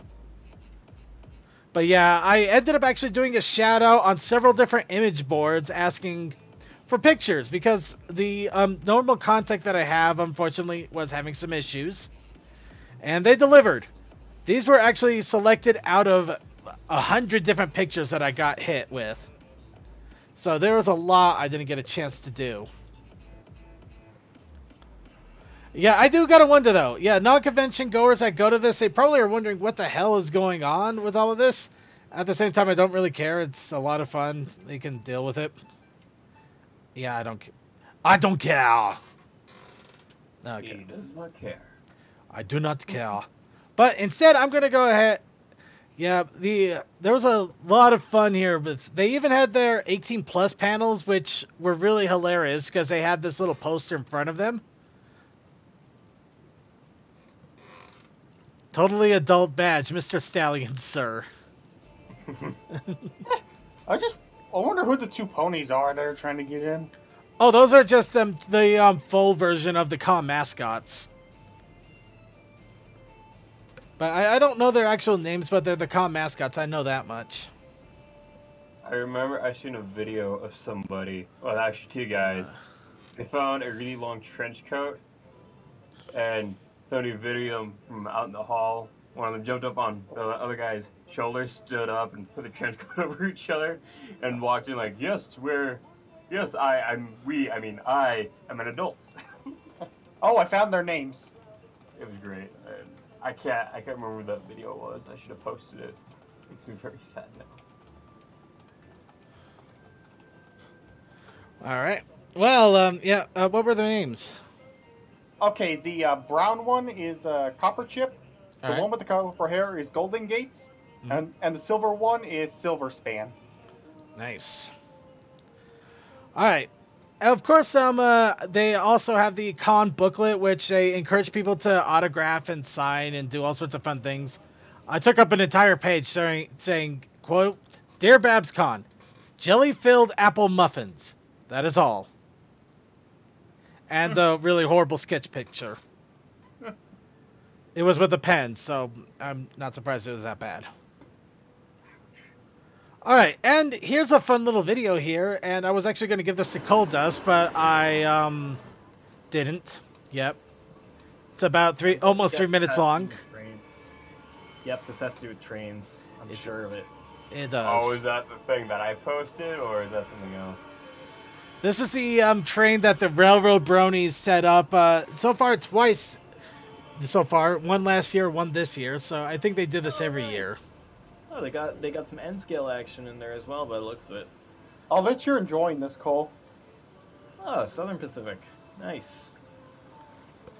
Oh, they got a nice train of reefers, too. Awesome. Including an REA reefer. For those who don't know, REA stands for Railway Express Agency, and that was basically like UPS, but by train. Do you think you'd be spending a lot of time there, Cole, if you were at that con?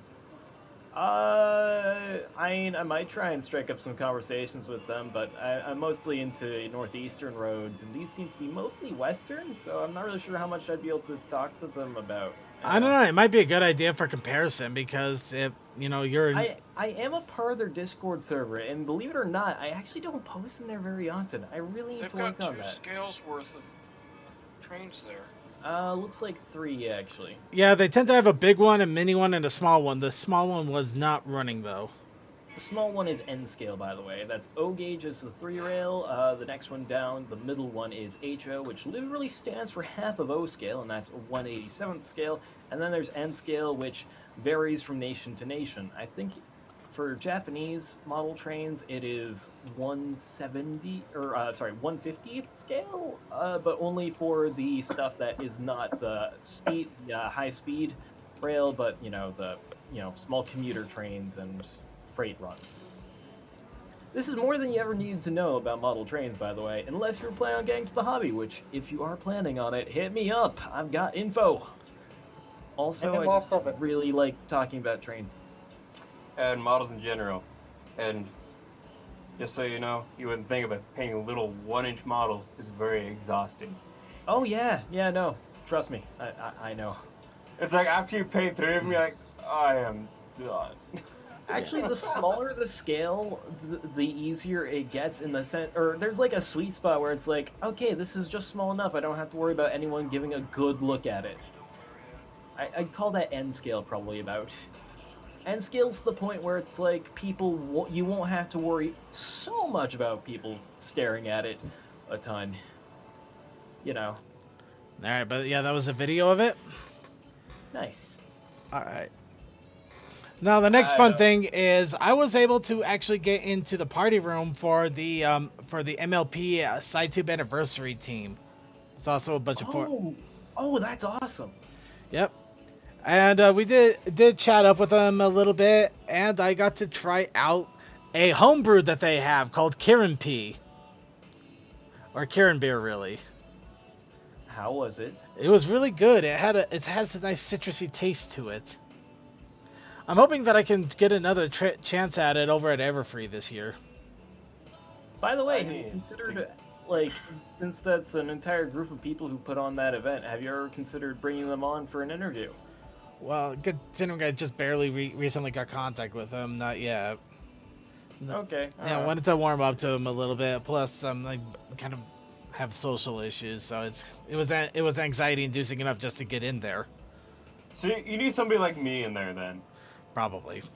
Whereas definitely not me. Hi, new person. How you doing? I'll talk about trains way too much.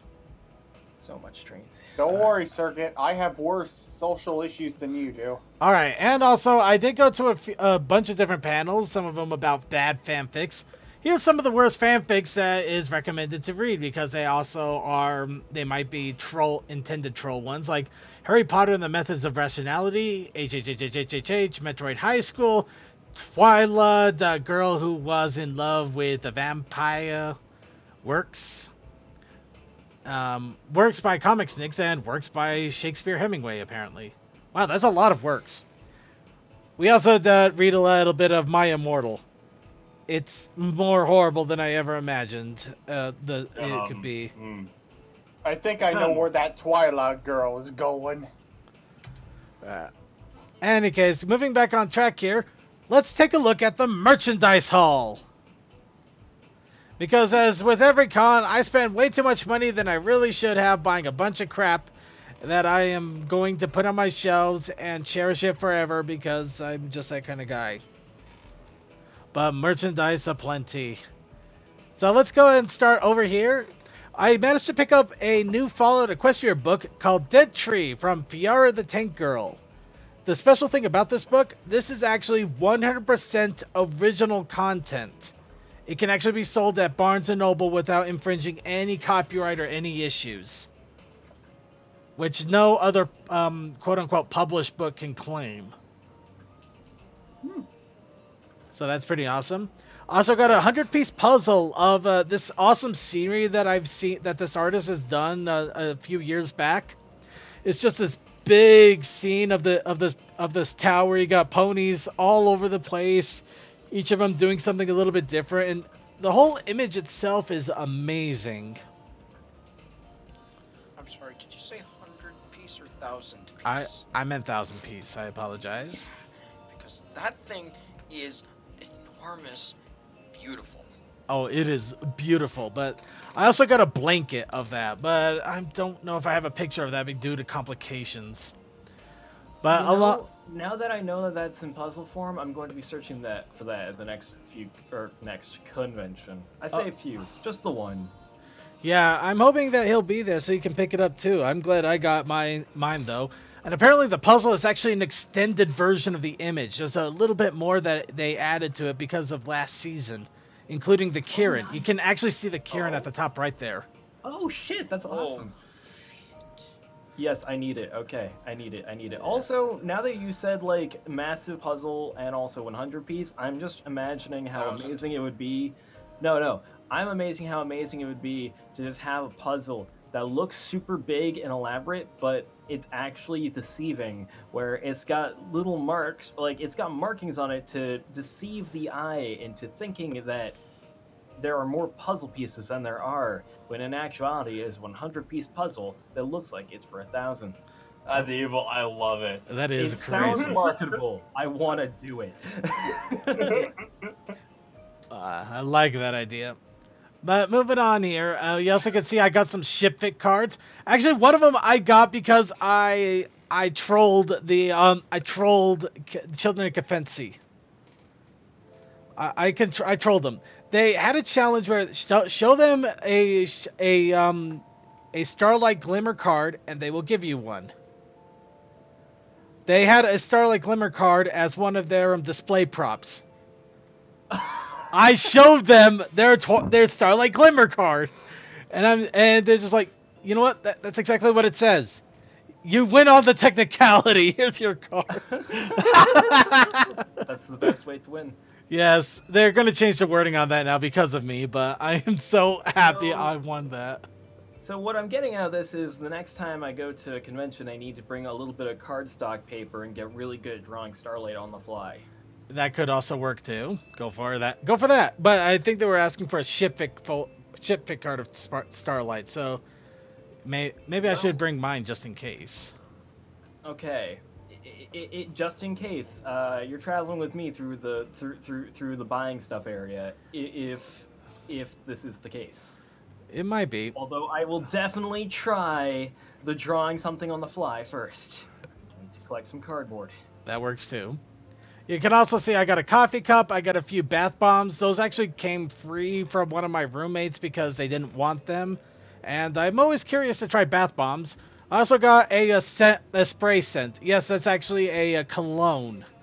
A Luna cologne that I'm going to try it out. And if it's really good, I'll probably give a review of it either way. But yeah, they sell. It smell like the moon? Actually, it smells like lavender, but it's still nice. I'm about to say, is it lavender? Because that's the only thing I could think of for Luna. It is lavender, but it's a nice lavender, and I like it. Well, she did put lavenders up everywhere. So. Alright, and moving on. And here we got the Babscon bag that came in the convention, along with a few more shipfic folder cards, including a Snowdrop card, which is completely blank. That was kind of messed up, really. And of course, the big thing about the con was scarves.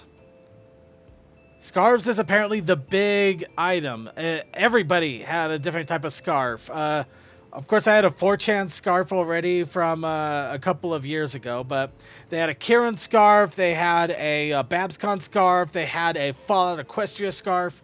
You can see I got the Kieran scarf there. Oh man, that makes me want to start wearing scarves. It actually is kind of comfortable, and I did do something with my scarf here, but I'll show that in a moment. You can also could have asked me what was the next big thing, and I could have told you. You knew it was going to be scarves? Yes, because I'm friends with about 3 of the people that work the convention. Huh. So they're like, yeah, everybody seems to really like the scarves, so we're making new scarves. And so everybody made scarves. Okay. So, yeah. Can't argue that.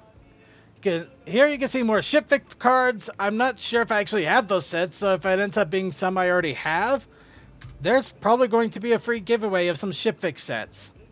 Along with that, I got a Roan pin, a few coins, including an awesome little Chrissy coin. I'll show that in a moment.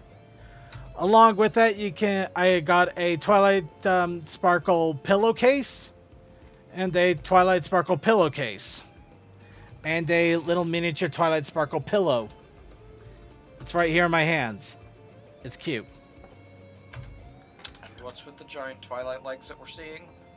That's a Twilight Sparkle pillowcase. It's right next to the Twilight Sparkle pillowcase. I got 3 pillowcases!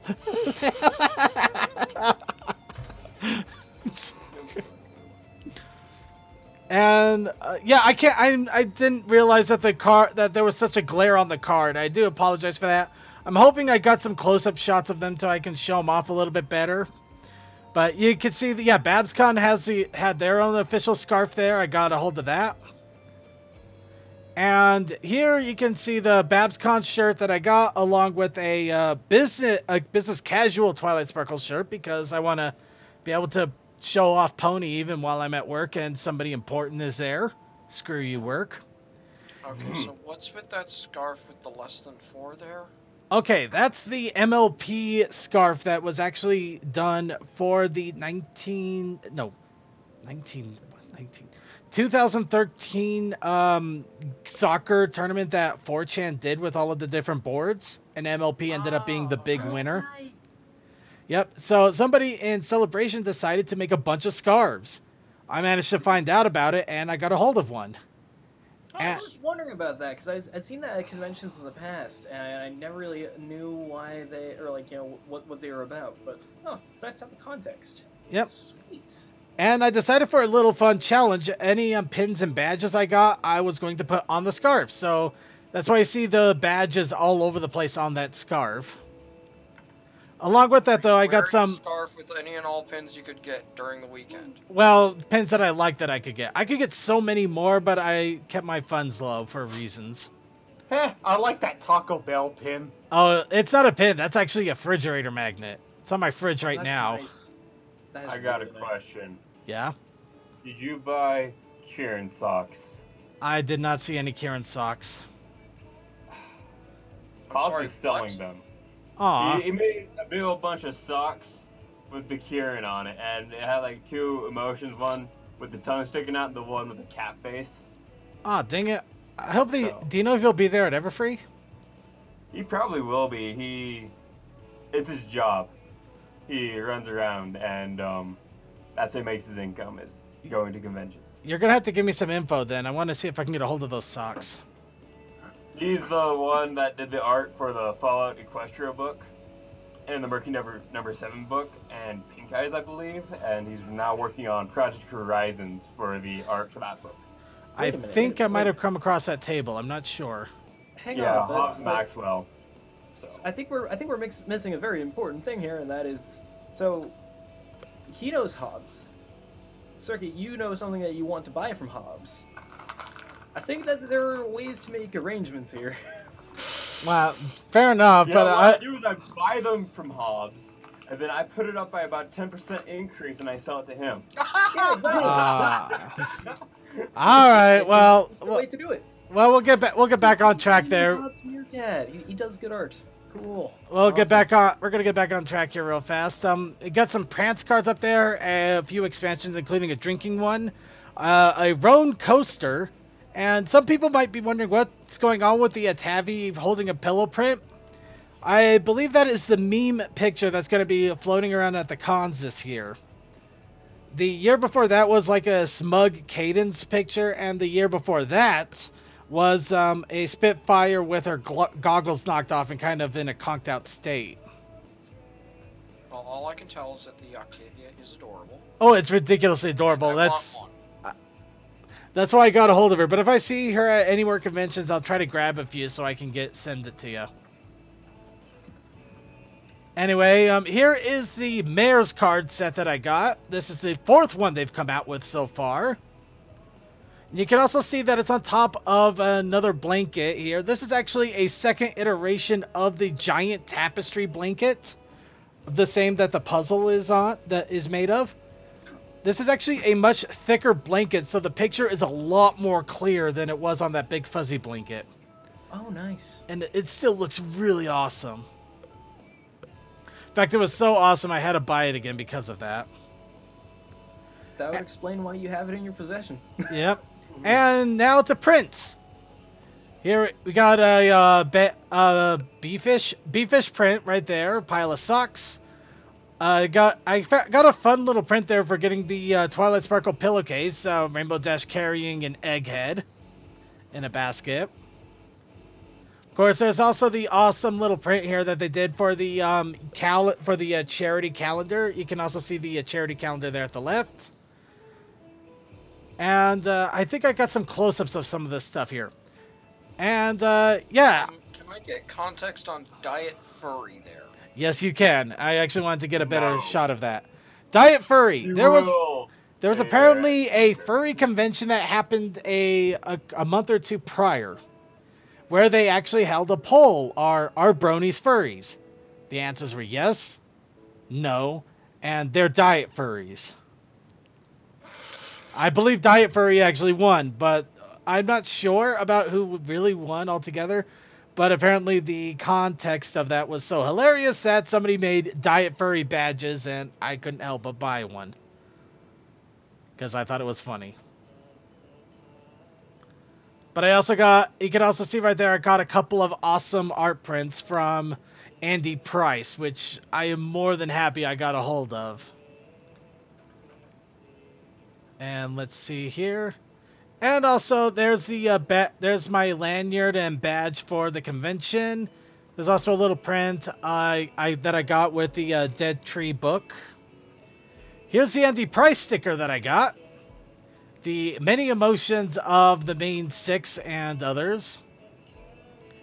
And here is something that I'm going to troll Toa with. The many emotions of a robot pony from Roan. This is our Toa now, everybody. We will make OC art of this Toa, and we will force it onto him.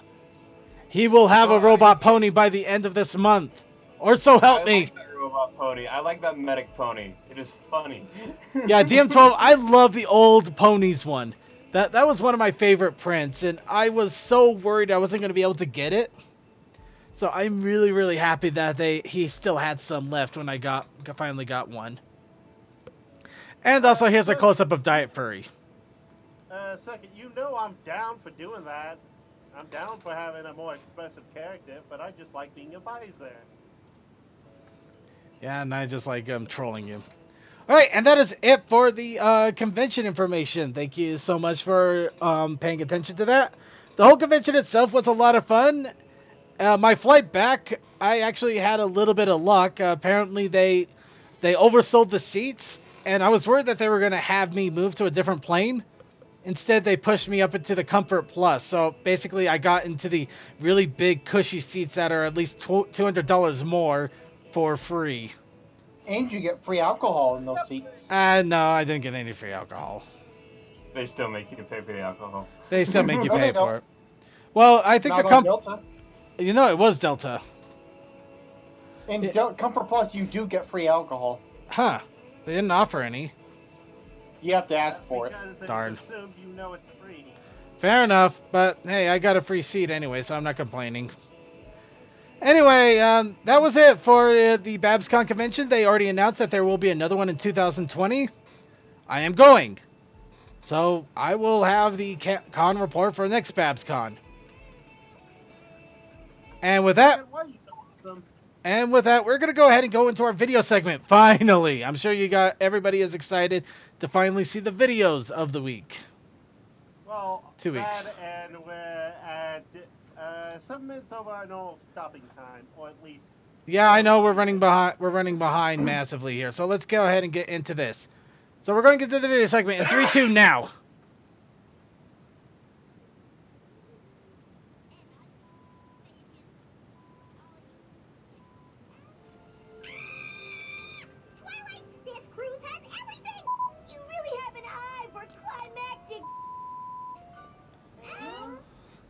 Imagine going head to head with a sea monster by the pool, and then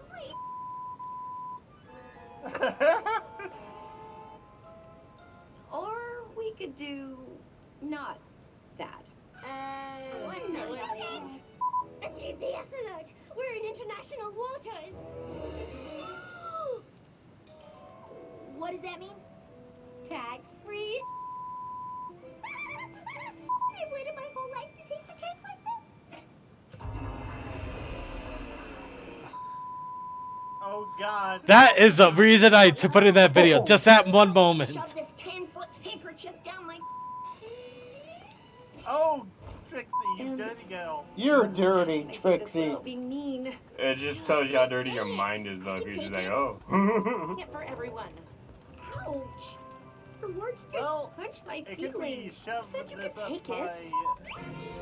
ear or shove this down my throat. Nope, we go straight to the one that we all know they would. Twilight. Anyone could have said that. Oh, you have to try. It takes 20 minutes, though. We have all the time in the world. It's go time. James? That's adorable. We think we have time. It won't start. It's hero time. Beautiful. Alright, Turnabout Dragon. We all have that thought whenever she said it. Okay, this is a prologue for a project that somebody's working on with Phoenix Wright in mind. Turnabout Dragon. Neat.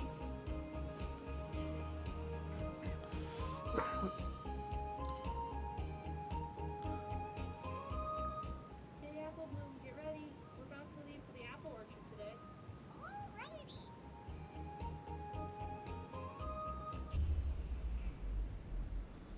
What the heck happened to the lights? I can't see. Is that you, Apple Bloom? I can't see a darn thing. Hey. What? What's happening? Get off of me. Dragon Wing?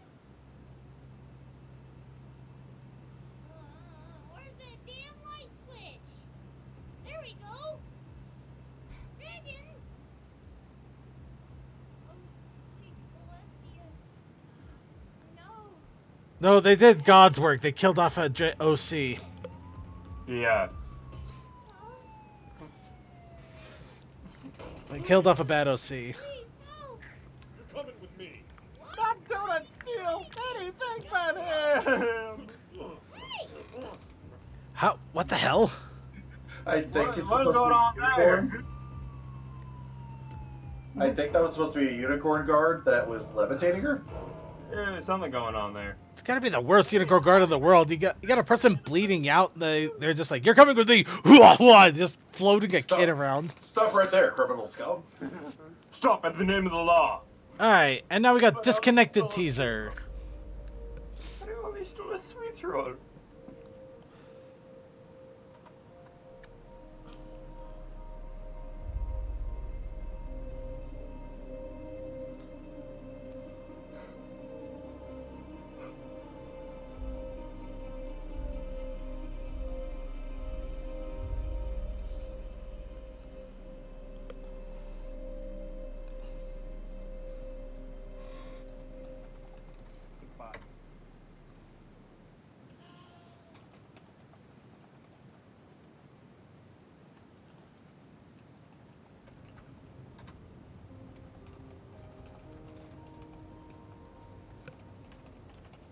And now, season 9, episode 3 in a nutshell. Sense something not right. Yay!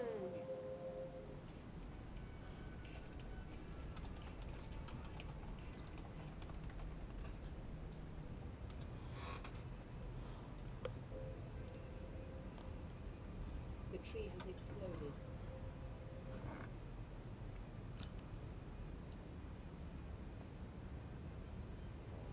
You guys must go find out why. Okay. What the hey, I had that dream too. So did I. So did I. Oh good, I thought I was crazy. This is all that's left You're of the not tree of crazy. harmony. We should build something on Earth. You should get permission from your countries first. Okay. Sure? Fine. Go ahead. Whatever. Yeah, let's build something together. No. What the hey? Hey, no paintings. This is an arboretum, not an art gallery. Hey, no lunch challenge. This is an art gallery, not a zen garden.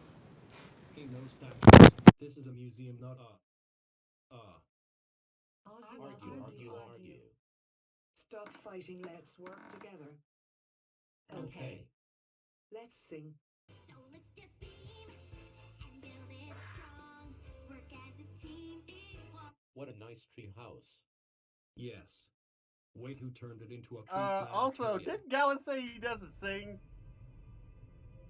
Who are you?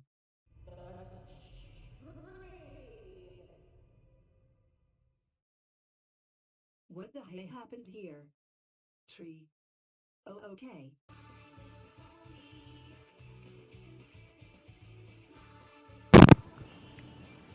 Zol is awesome, by the way. This was in the mail. Hey Twilight, remember this crown thing? Come and get it, Lal. We will destroy him. Shiny Armadillo upgraded the castle security. Magic spells. Anti-flying fans. Anti-Sego Honk Honk. But I don't like the Hong Kong. If you can steal the crown, you'll be set. It is on. I planned the heist because Twinkle Sprinkle is too predictable. What the hey? I will go to space. I will play counter music. All right, guards. We are operating at heightened security today. Yes, sir. You are to be on especially high alert today. Yes, sir. OMG, it's Reba. Reba. Play that I love you, anti-high. Reba. Yeah, Reba. Reba. Reba. We will sneak into the tunnels. Oh no, it's Zach Febres. Distract him. What the heck? Hi. Well, how are you either, no lady?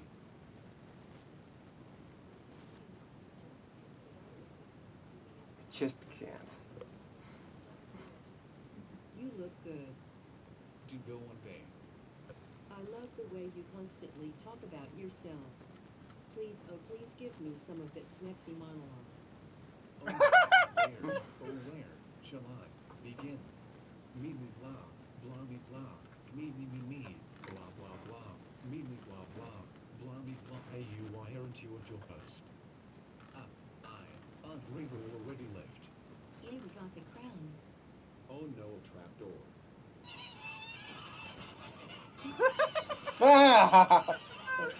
Attack of the geese!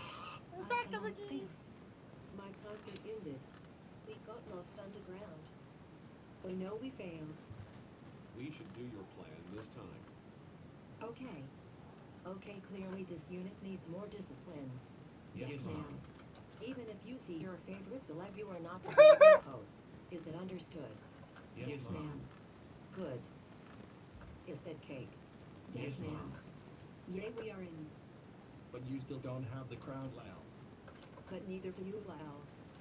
What Well, the hey. hey? Yay, I got the crown. I helped him because I do not like the Hong Kong. Lana what the hey? Good job, Specker the Sibling King. I am the sibling king. The Sib King. All hail the the Sib Sib King.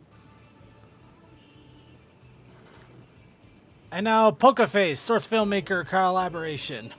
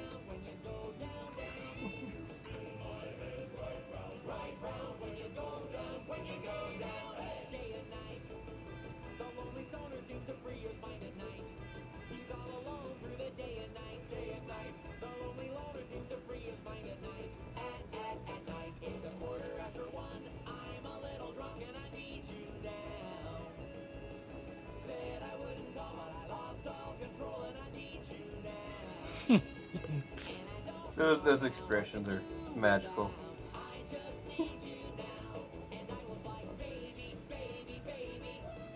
Ow!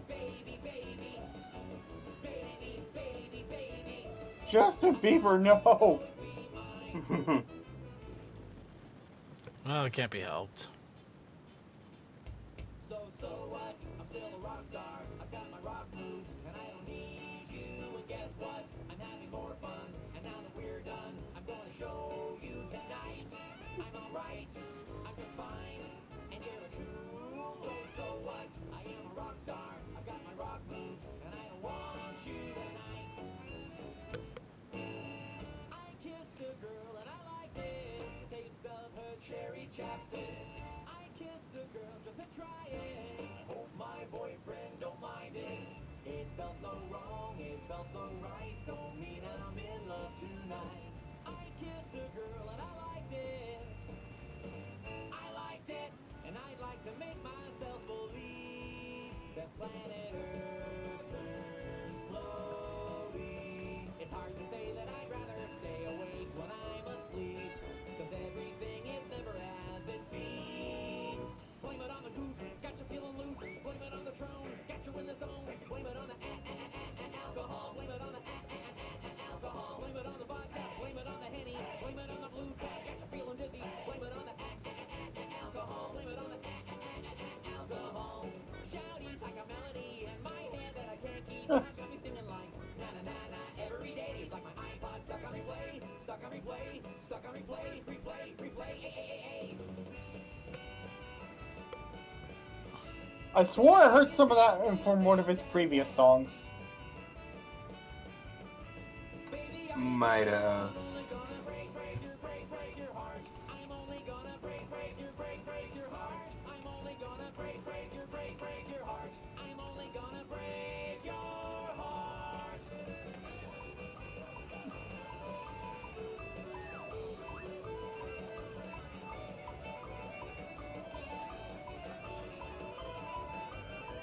Don't stop, make it pop, DJ blow my speakers up tonight. I'ma fight till we see the sunlight. Tick tock on the clock, but the polka. Ew, Kesha.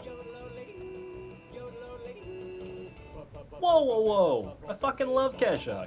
You shut your fucking mouth. You actually know the songs, the original singers of the songs happening here.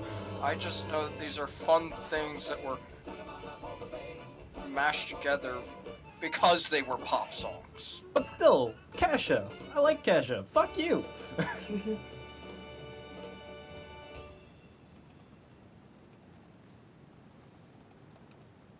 Kidding. And this a one's good different one. view of memories. This one's a good one. Yeah, I really love this person's art style. I adore it so much.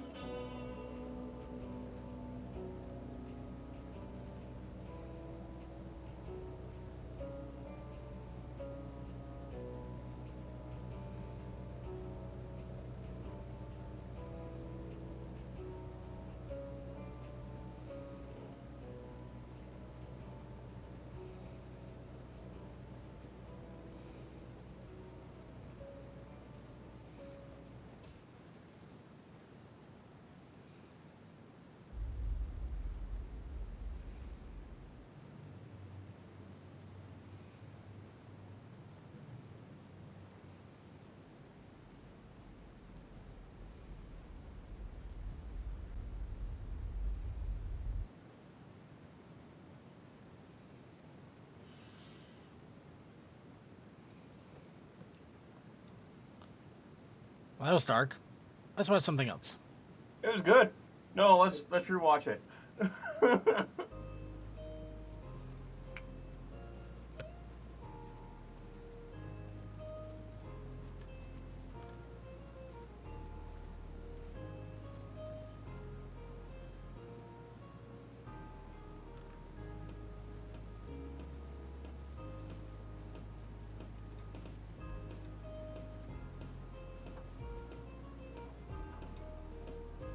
Rainbow, you open to the middle of the book. No wonder you got bored. You couldn't understand it. Yeah, the sex scenes don't make sense unless you go through everything else. Exactly. You need the build-up.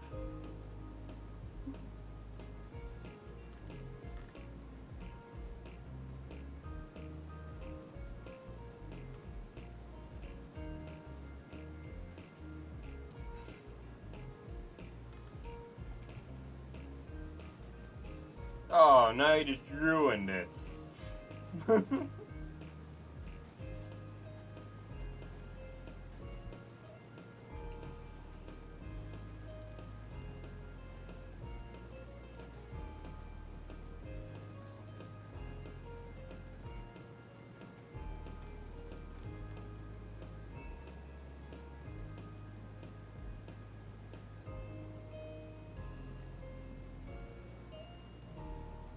I can see many women trying to read 50 Shades of Grey that way.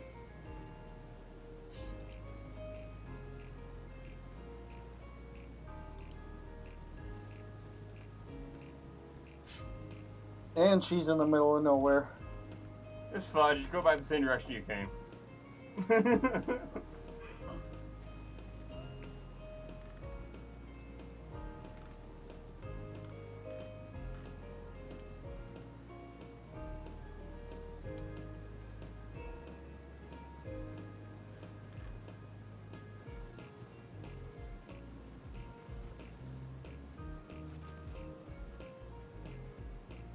Go away, I'm busy fapping to this book.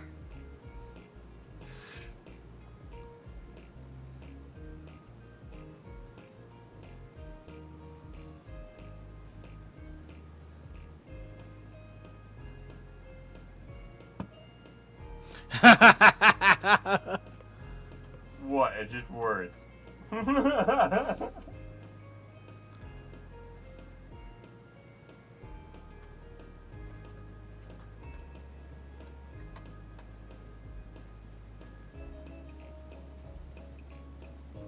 Rainbow, you have a problem. Don't you have a home?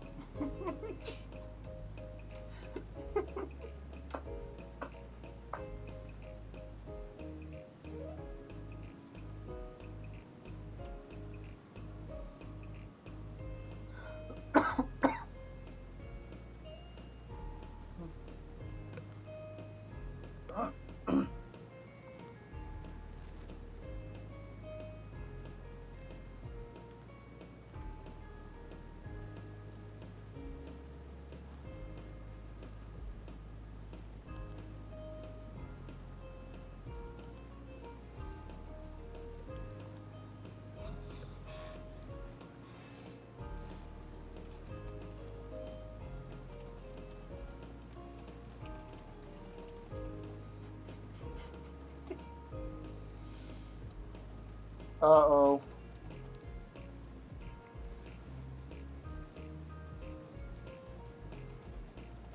She would have the full set.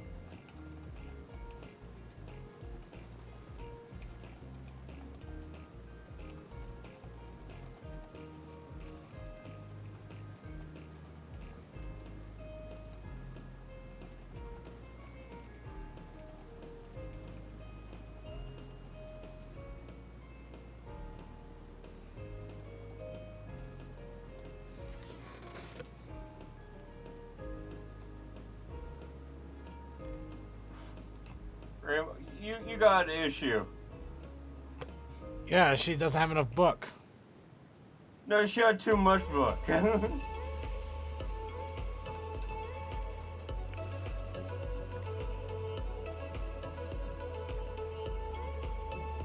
Okay, it's a quick meme, but we're also short on time, so next.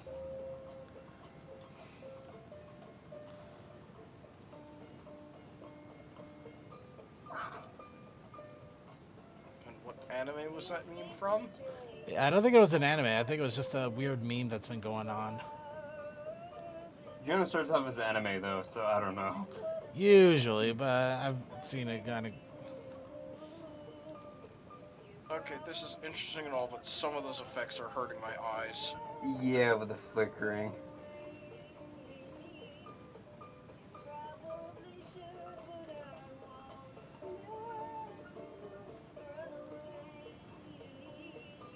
Well, I don't think it's flickering. I think it's that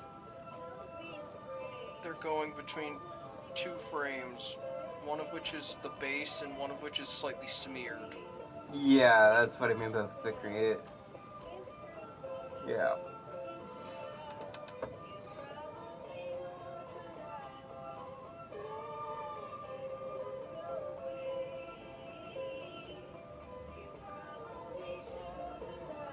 Yeah, I have to look away. My eyes aren't.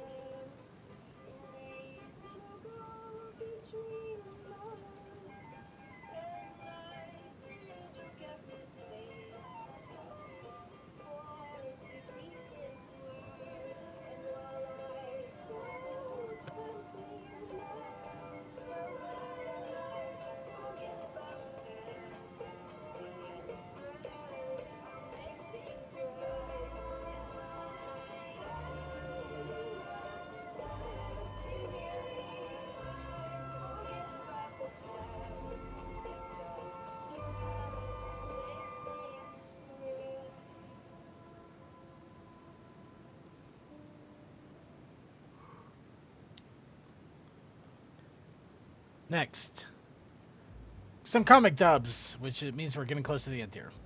Yay! Lyra, could you get the stapler from the drawer for me? Sure. Stapler. Stapler. Where are you? Where are you? It's not in here? Alright, I'll get it myself. Ah! What? How? Where did it come from? We all know that feeling all too well. Mm-hmm. Pocket dimension. Yes. It's like, where were you hiding that? Reveal your secrets to me now.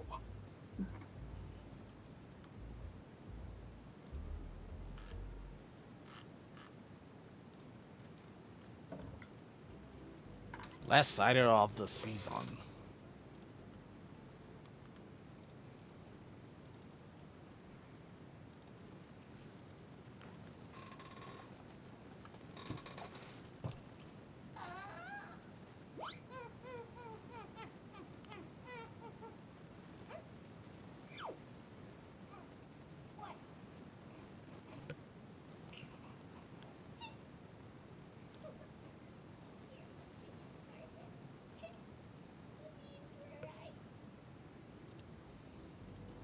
So now we know Rainbow has two problems. She reads too much, and she has an alcohol addiction issue. And she munches on carpet. Yes, and she munches on carpet. But I think that's related to the alcoholism. So. Little column A, little column B. I think this is the last one. Time to watch some U-Poem videos. I can see this going very wrong. Thumbnail. I wonder what this is about. Thanks for watching.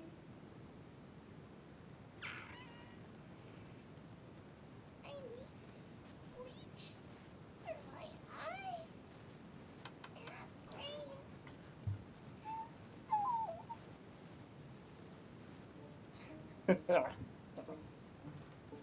Yeah. Yep, that's the last one, so we're going to pause it here so we can go ahead and play our closer. It's time to call it a night, everybody. We've had our fun, the silliness has been had, but now the show must end for the evening. So let's go ahead and get our final shoutouts in as we see a giant bat eating a muffin. Starting off with Crazy Matt Captain, final shoutout. Fires, explosions, LOE, Roan, venison jerky. Negative shout out to the weather, giving allergies and things and that jazz. Alright. Yes. Deathlight Productions, final shoutout. Oh, everyone just have a good night, morning, afternoon, or whenever you watch this, and see ya. Textalion. Negative shout out to allergies. Toakoi. Toa. Suki. Shoutouts. Toa, are you back? That was a good shout out, man. It's a great. Alright, I guess Toa isn't here, so we'll finish it off. Thank you all for joining us for another episode of The Brony Show. Be sure to tune in next week where we will be talking more about ponies because that is what we do and that is what we love. But be sure to also tune in Wednesday for Winchester Wednesdays. They'd be playing music, reading fanfics, talking about games, whatever they may have. It's always a lot of fun, so be sure to check it out. Thursday, Silent Blast usually comes on and does a Let's Play, and it is simulcasted on our Twitch, so be sure to keep an eye on our Twitch for that. Friday, Roan RPG Sessions. We finally started to get a little bit of traction. What will our heroes come up against next? Only I know, and I'm not giving any secrets. Finally off the map.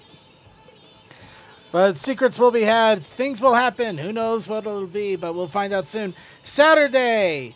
I don't believe Creature is doing his gaming meltdown just yet, though he is back in the States. I haven't heard anything, but keep an eye out. If no Creature gaming meltdown, there will be a randomizer run. So, in either case, something fun will be happening on Saturday. Sunday, Circuits Let's Play by me, and I will be playing some more Subnautica. We are getting close to the end. We finally got our submarine down to as low as it can go. Now I just have to survive the trip. And along with that, I would like to thank you all for watching us on our different streaming sites. Thank you to our Twitchers, especially Weekend Gamers, who apparently is popping up here. So thank you to everybody who's watching on Twitch. Thank you everybody's watching on YouTube. Thank you everybody watching on Vaughn.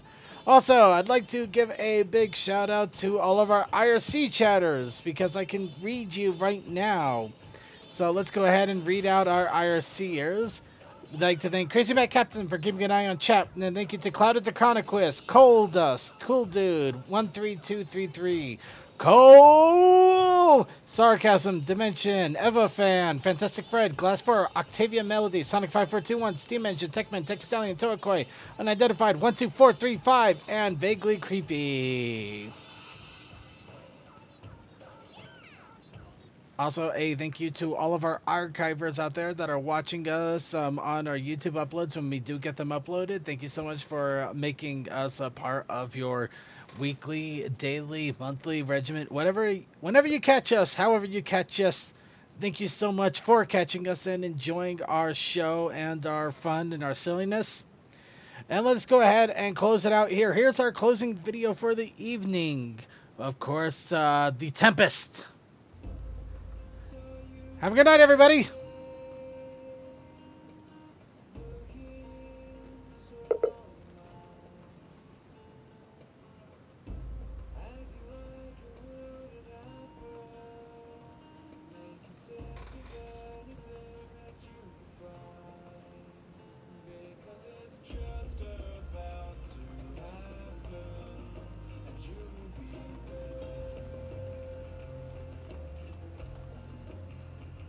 Must have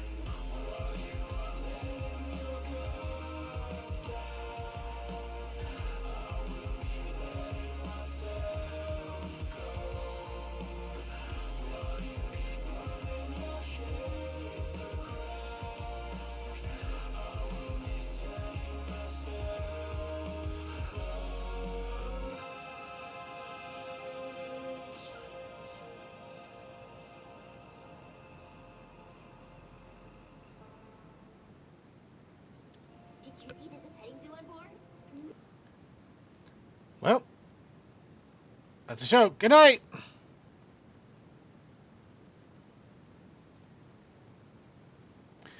Stay tuned. Coffee House Party will be on in just a moment at thebronieshow.net. Only thebronieshow.net, not on our Twitch or YouTube. So if you want to catch it, go to www.thebronieshow.net.